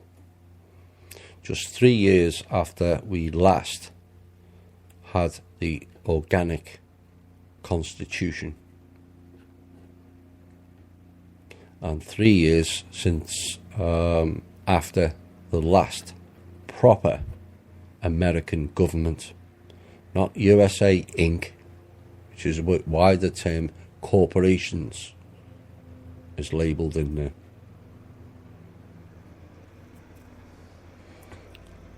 The World Trust acknowledges its agreements with the corporation known as the Federal Reserve, which has now expired. It's been expired for 5 years, heading towards 6. And any further service agreements also expired on June the 15th, 2012. In other words, the Federal Reserve is no more.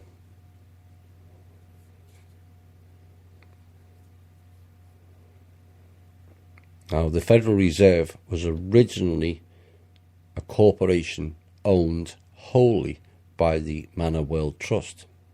But the Manor World Trust have now transferred all ownership rights of the Federal Reserve, which includes the property and the assets, back to the United States of America. And what it's also done, it's allowed America, the country, not the Federal Reserve, the right to print its own paper currency or coinage or certificates, not Federal Reserve notes or Treasury Reserve notes, which are debt instruments.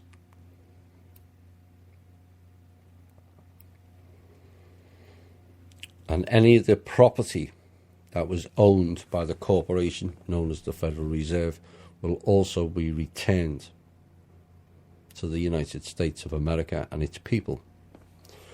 Any and all future income and any past income earned as of June the 15th, 2012, and any debts owed to it by the United States will also be returned to America and its people, and all property as well. Oops. And the trust will endeavour to work with the United States government, and also will return any of the properties and also the dividends that are now due against any assets it may have pledged in the past. So there's a lot of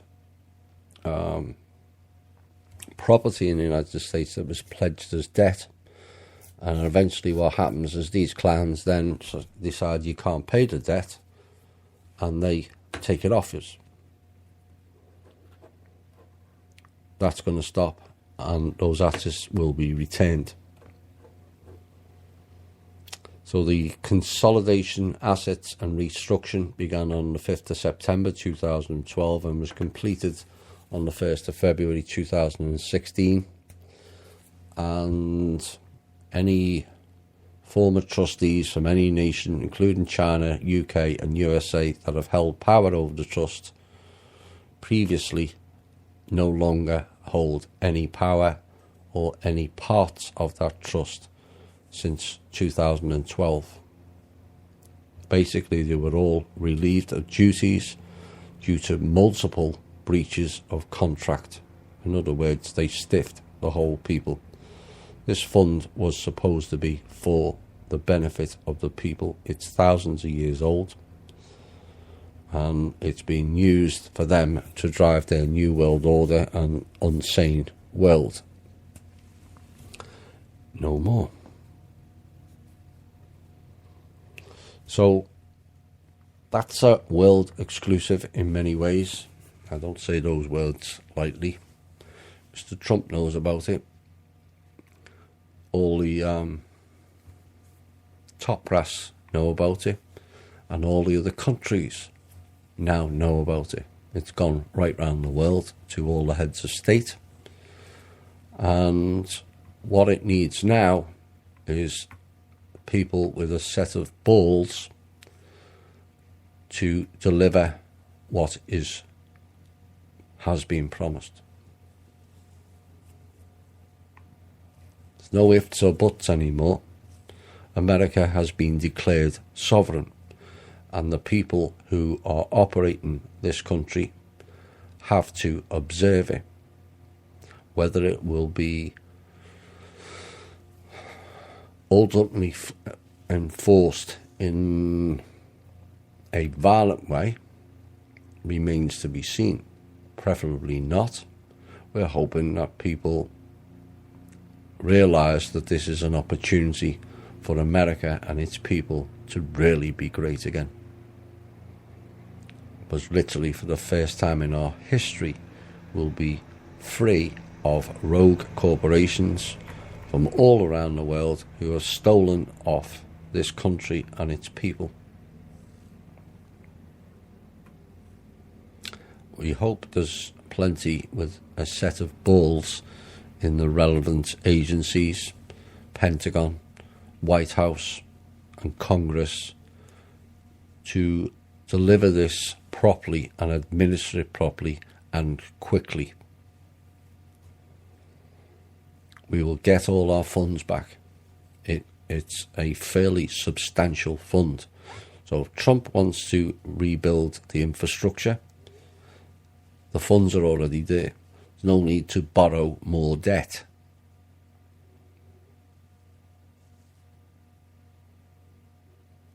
We'll save 6% by printing our own currency, as we borrow off the Federal Reserve at 6%. And all it takes now is a bit of courage and some good people to do the right thing. Our team have done its role. We've ended their control. We've delivered a better way for this country and its people on a plate. It's now time for you people to do your job and deliver it properly to the people. Not kick the can down the road and send Langley in with fake bonds and Sukarno and Marcos alleged codes. That's why Keenan put that forward this week. It's another delaying tactic because they know the game's up for them.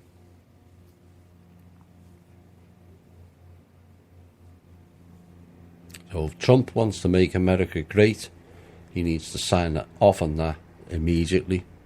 And let's get working on really cleaning the swamp up and cleaning this country and rebuilding this country, because we can set forward a path for other countries to follow.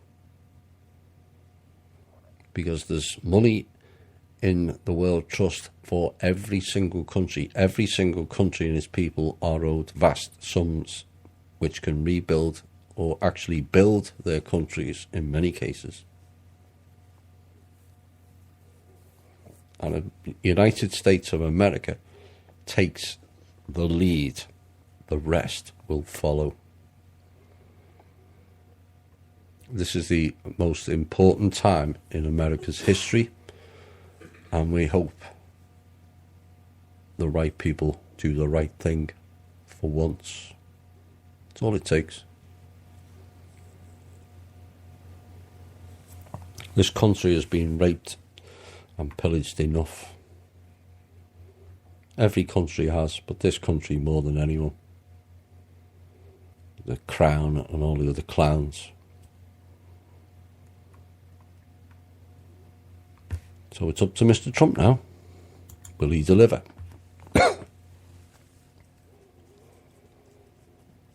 So I hope you all enjoyed that piece. I kind of had to sit on it till Saturday. I only got approval to read it out today. But the gist of it is America is now a sovereign nation. There's nothing to sign off on that. It's already done by our team. And I'm proud to have been part of that team. And I hope the right people do the right thing. There will be consequences of not doing it, because eventually all the people will get to find out. Good luck with dealing with that when the country is sitting on a vast fortune that belongs to all the people, where we can rebuild all our lives. And you've got clowns in the military and the Pentagon and in the Congress and the White House delaying it so they can keep their special live status going a little bit longer. It's just not worth it, guys. Yeah, you might spin it out a few more weeks or a few more months, but eventually there's nothing left.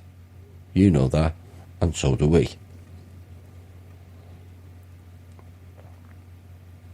We bailed you out, we being the trust, a couple of weeks ago. We might not be able to bail you out again if you don't sign it.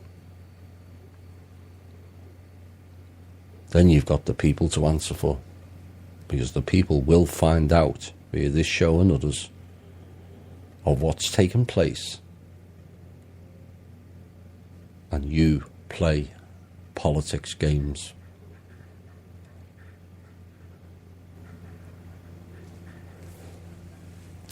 I would say if that takes place, I would say I've noticed a number of you have already stepped down. I would advise you all to step down, because the people won't be happy. No Federal Reserve, no District of Columbia, no DC. All the Capitol buildings now back in the control of the American people. Oops. The implications for the IRS remains unseen at the moment. But again, they're not part of America, and they're only a collection agency for the Federal Reserve. And as the Federal Reserve is now closed down, do we need the IRS?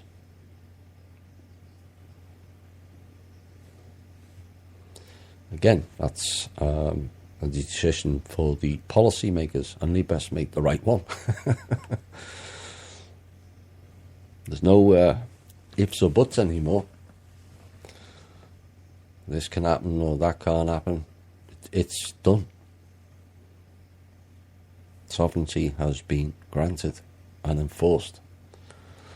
Now we have to enforce, or the policymakers just have to enforce the carrying out of the implications surrounding it, which means shutting down the Federal Reserve and creating a national American bank.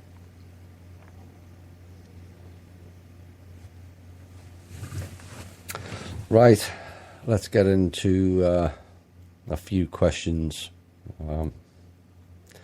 It's all rather exciting, and it just disappointed me Tuesday that he didn't mention something. I'm aware I'm kind of harsh on Trump, because I've said it myself. You know, he's in a no-win situation with the clans there. You know, if you looked at seen the look on Schumer's face, glaring at him all night in that State of the Union. But there's some very notable absentees. Squirrel Chops wasn't there. The droid wasn't there, Anne. And the husband, let's make a mess of Monica's dress, wasn't there either.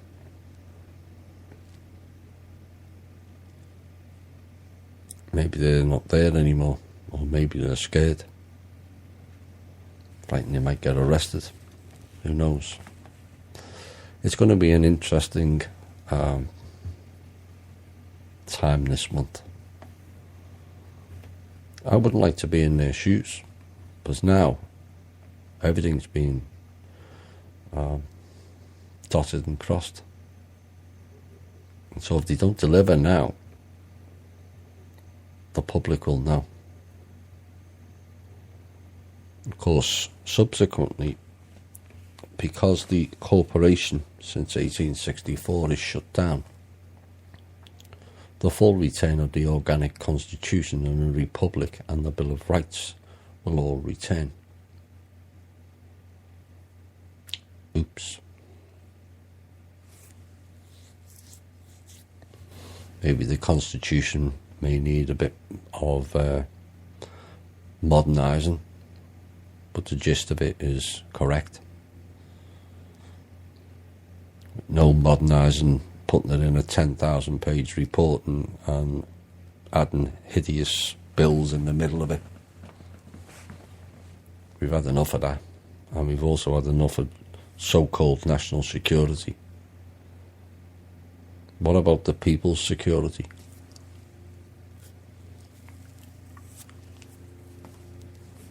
Methinks that's far more important. Right, let's get into rattle off a few questions. I think some of them are contained within that.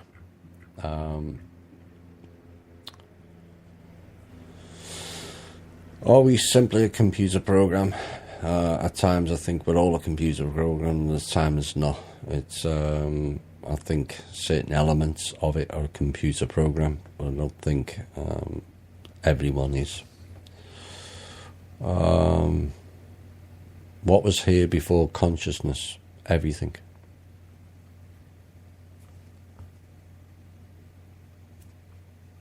You have to really dig deep with that. After death, do we move into a different reality frame according to your growth and progress? Yes, that was covered in the Humanity Unplugged 1 and 2 shows. The full details of how that works, unless you kill people, which drops you down a level. Of course, there's been a lot of killing on this planet deliberately, at the behest of the idiotic gods and rogue ETs, which deliberately keeps humanity in the lower levels, particularly the lower astral level, where you then encounter these entities sometimes in the day and more times in the night, where you become a feeding machine or a battery. Are soulless beings controlled by AI? Yep. Simple answer to that. Sorry, I'm not going to expand. I'm going to rush through these questions because I'm getting messages left, right and centre. Where are we next? You mentioned that our sun has a new energy module. Does this mean our sun is artificial? There has been photos of a hexagonal sun simulated in our skies. Any ideas? My theory, and it's getting more and more towards fact. Oops. Now we've got military helicopters buzzing over the house. Oh well. That's the second time this week. back to the sun. I am not sure that the sun that we see in the sky is the heat source. I think it comes from below. That's my opinion. And yes, a new module was put in it, and I think that fired up the real sun, ready for the new energies, which then will push the progress of this planet and its people in a much quicker way than has been done previous, because of the negative frequencies and the tilt of the axis and putting everything out of sync.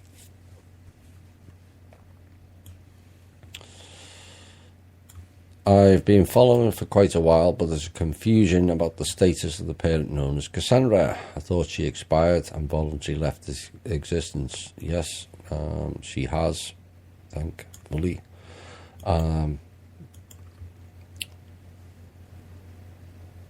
She operates now in what's known as VI, virtual intelligence. It's almost like the holograph or hologram tech, where they can appear but not actually physically be here. It's a lot of how the Draco send messages to and from their home world. Their tech is much more advanced than we realise on the street level, but she's not operating in the physical here anymore, and she's not interfering, as I understand, even though there was fun and games with the car the other week. Maybe that was a cabal prank, who knows.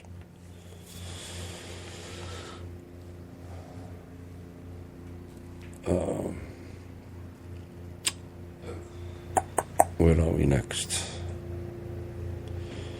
Is it possible for Thomas to get confirmation on the claim by Anna von Reitz is correct, and what would the consequence be? All what Trump signed is not valid.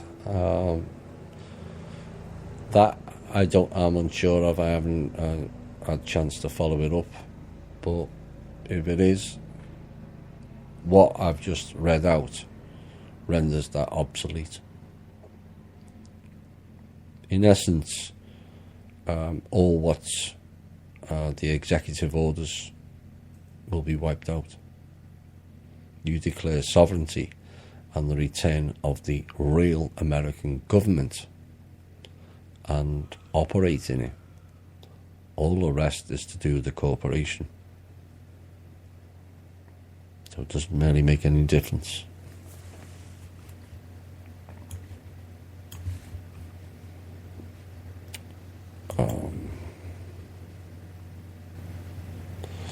Is it true we have so many chemtrails in front of the sun because they want to hide the other heavenly bodies that are now in our solar system?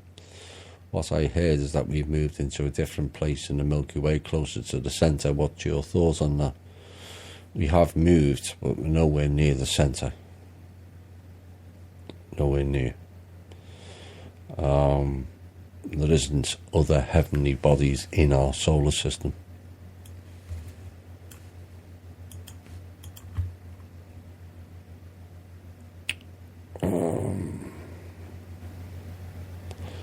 Any info on the Bersegi Mountains in Romania and alleged holographic library within Romanian Sphinx?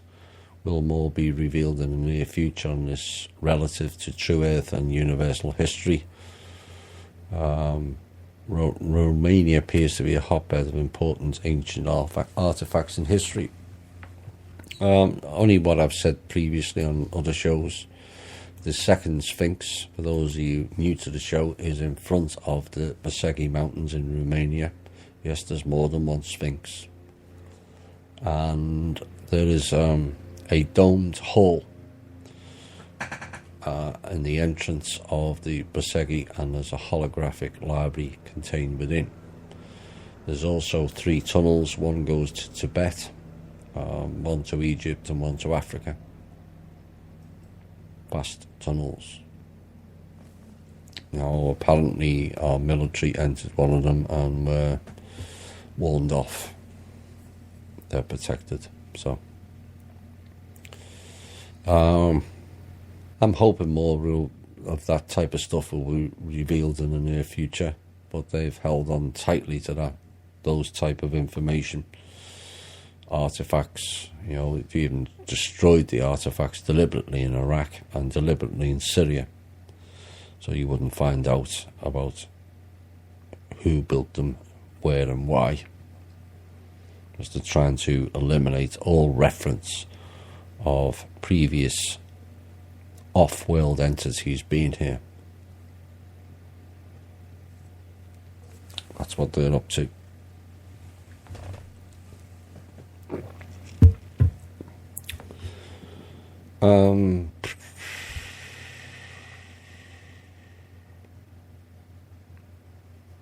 When will all the AIs, plasma parasites and other invasive energy forms be removed? Well, the main AI is already gone.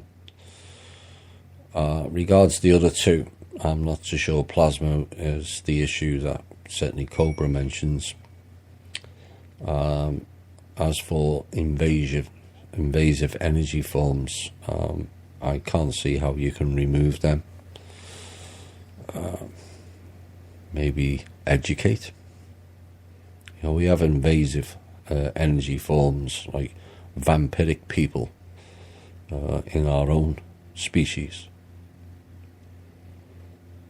Just loose energy off you. They're always miserable and pulling you down and being negative. That's invasive energy forms, even within our own species. Or people who, go on crime sprees and shooting people, fighting over drug turfs. Ridiculous. They're invasive energy forms. And the key to it is education and showing people a better way. You don't have to do that. Trump doesn't have to turn around and says Russia and China is a threat to our economy. If the world shared all the resources, there's no threats to anyone's economy or anyone's so-called national security. It's just about sharing. So you set the example and others will follow. Some of the ET meetings were the same. All you've done is war, and more war for millennia. Why don't you try something different like peace, Some have jumped on board with it. In fact, many have.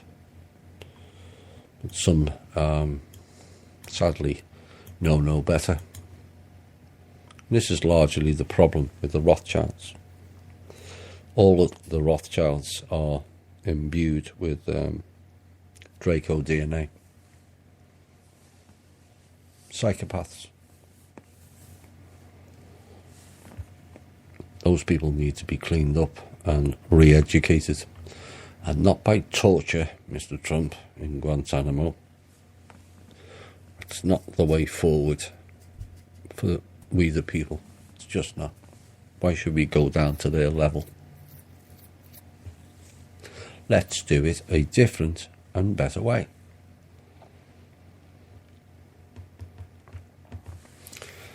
Well, some people still want blood. Not realising that blood spilt on this planet is one of the most harmful things ever. The full implications of spilling blood anywhere on the planet is not good.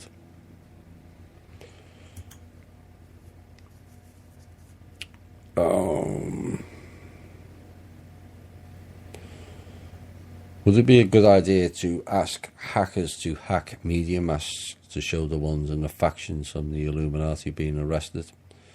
Well, I think I covered that before.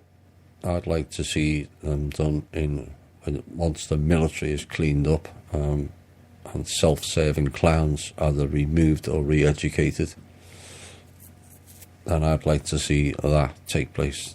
The idea of seeing this whole circus replayed 24/7 for years, what would be years on end, really doesn't appeal to me and become a distraction to the people when we really need to set about rebuilding our lives because of the lies that have been told and the corruption and the fraud, and also rebuilding. I think that's far more important than watching whether Anne is going to get arrested and how many years she's going to get. Maybe that's just me. Some years ago there was a movie about hacking the TV. Would make many humans become aware, or at least start asking questions. Yes, it would, and it's been asked for, and I'm still waiting. I asked for that 5 years ago. Imagine suddenly every channel, that's the helicopter circles again. I don't know where you can all hear that. Imagine every channel with Miss Manor, or yourself, or Randy Morgans, or Shayna Rooney, or the OYM lads, or even Wilcock for that matter. Doesn't really matter, does it? Suddenly reading out the real truth. And the TV doesn't come back on until people get it. So no more Clinton News Network, no more superb owl shows. Realising the truth, it would change everything. It doesn't need to you don't need to use violence. Re-educating people and telling them the truth is all it takes. Now, too many are either frightened, because a lot of people are terrified of truth. Because let's be honest, it's not pleasant. Most of it's unpleasant. You know, we can't even be truthful with ourselves. But if suddenly the TV was shut down and they were told they had 2 weeks to fix things, Drake time, and only when you fixed it then will your mind-numbing, mind-control programming TV be turned back on, minus the rogue frequencies. It's one way of fixing things in a short period of time without the need for violence.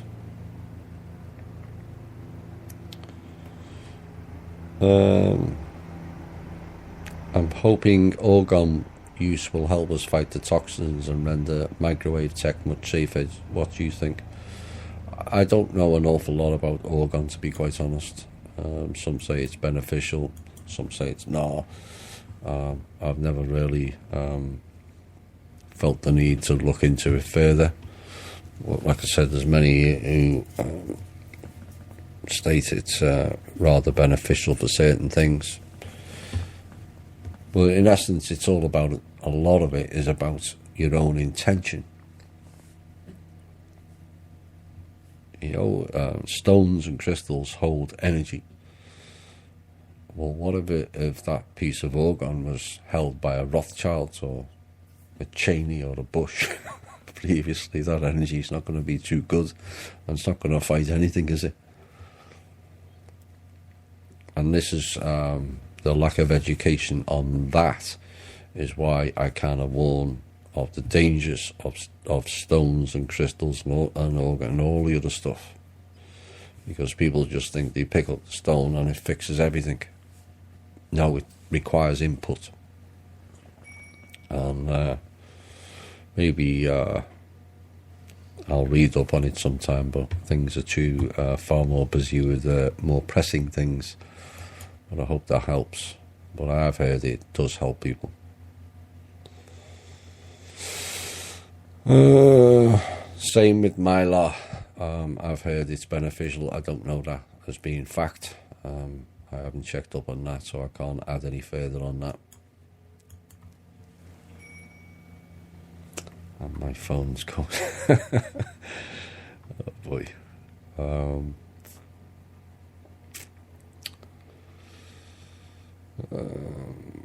Yes. This is a question that was put in last week.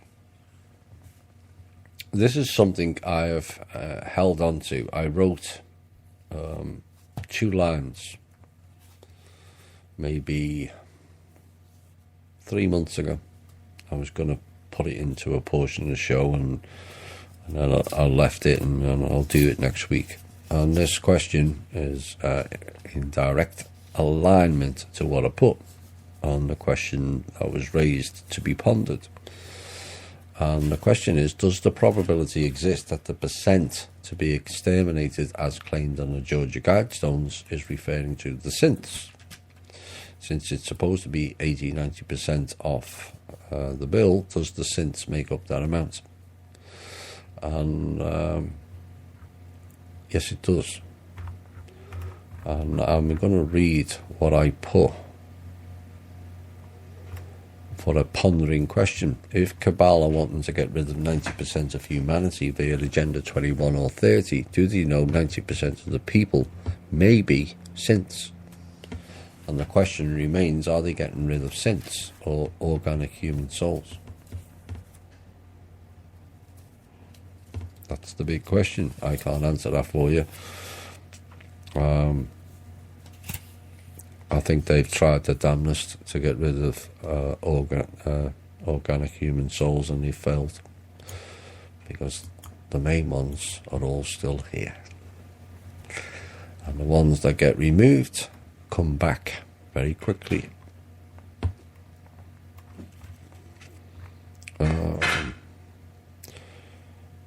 Thomas, I'm now at Gmail. I lost my addresses. Please send me your address.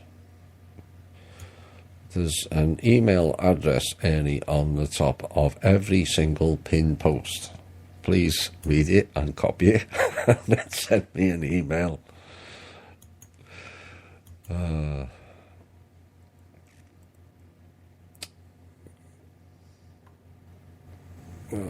I'm not too sure what that. You have to give me more details on that. Not too sure if I understood your opening comment on last Sunday's OYM show with regards to Facebook and MeWe. I can't remember what I said now, to be quite honest. It could be to the fact that I mentioned we set up MeWe, because I think many people are getting fed up of Facebook. There's a lot of I received many emails saying, I don't do Facebook, but I'd love you to be in contact with you or whatever. And so when MeWe came along, I think it was Michael's idea, or it might have been James, to go with this particular site. They said recommended that would be the best for an alternative to Facebook. Now, given some of the stuff we put out, and given Facebook is now going full on Nazi, I don't think the THI Facebook is going to last much longer. I think they're going to shut us down, unless some action is taken in the White House, and that what we've delivered tonight and handed to Mr. Trump personally on Saturday, that maybe it won't be needed. But if we do get shut down, if things go on much longer, we will get shut down. There's no question of that. And so at least now we've got an alternative with MeWe. So I hope that if that was your question, that explains it. Thomas, I think I had a glimpse of the new Earth. It felt empty. If only the organic get there, are they going to be in one place or scattered across the new Earth? Since only 500 million are organic.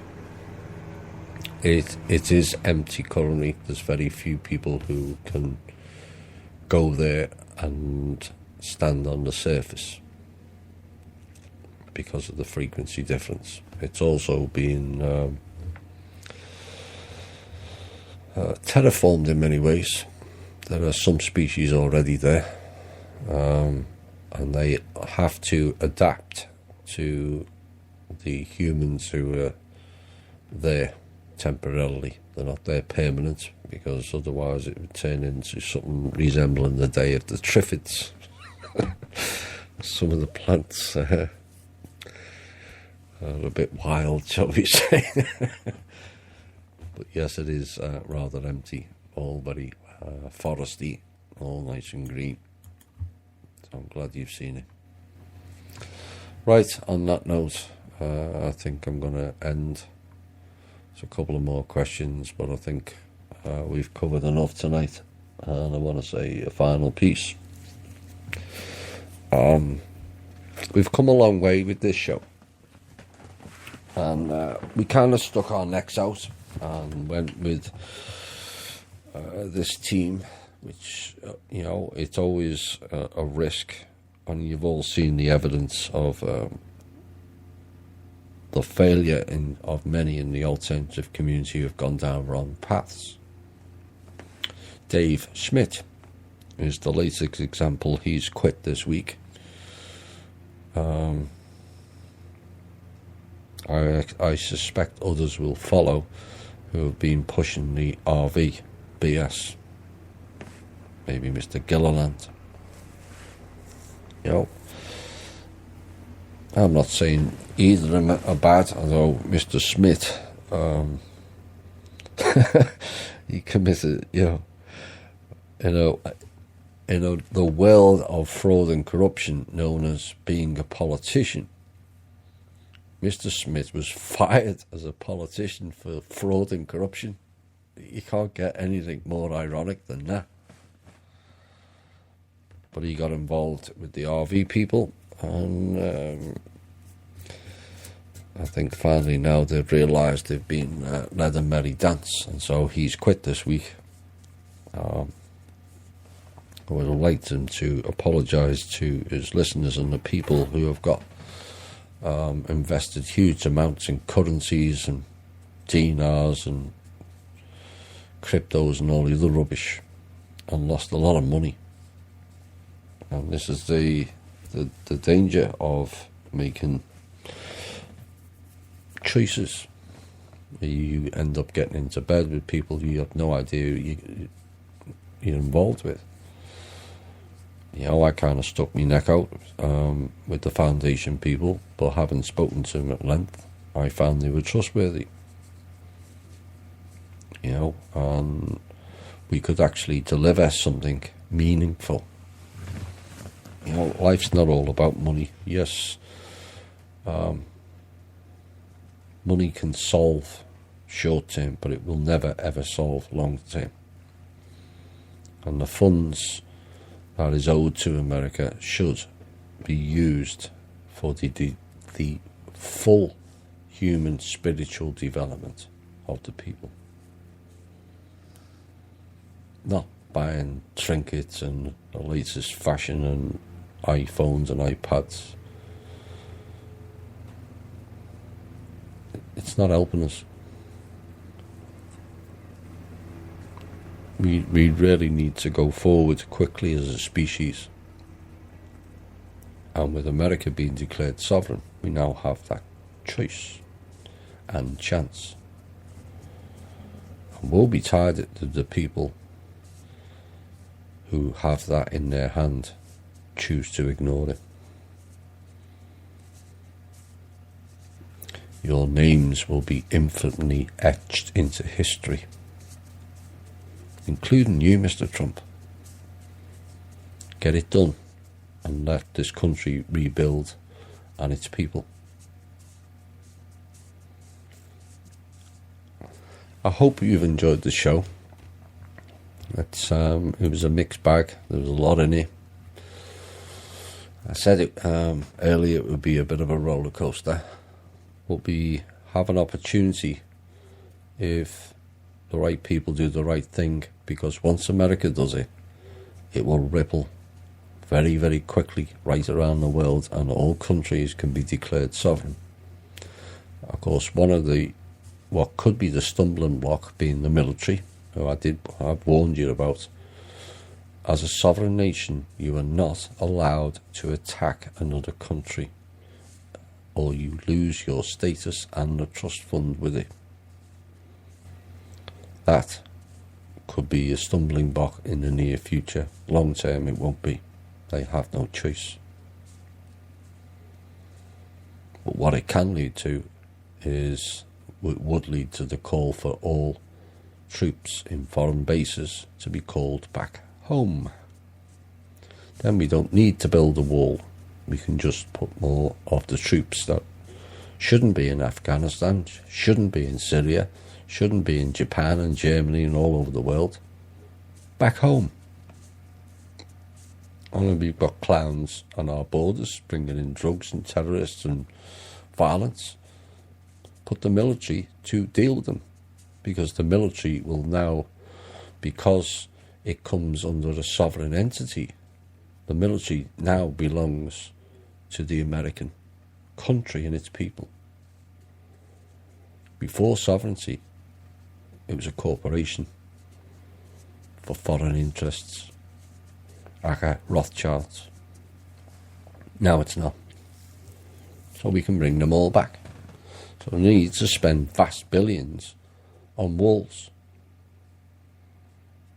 Most of them don't go across the border that way anyway, unless you're going to build a wall about 1,000 foot down. There's vast tunnels underneath that southern border, going to all kinds of destinations. So building a wall is just symbolic and something we can do without. Tear down those walls, Mr. Gorbachev. Yeah, forget those walls, Mr. Trump, and bring the troops home, back to their families. Right. What should we end on? Yeah, one of my favourite bands. And the song's called Judgment Day. That Judgment Day is rather close.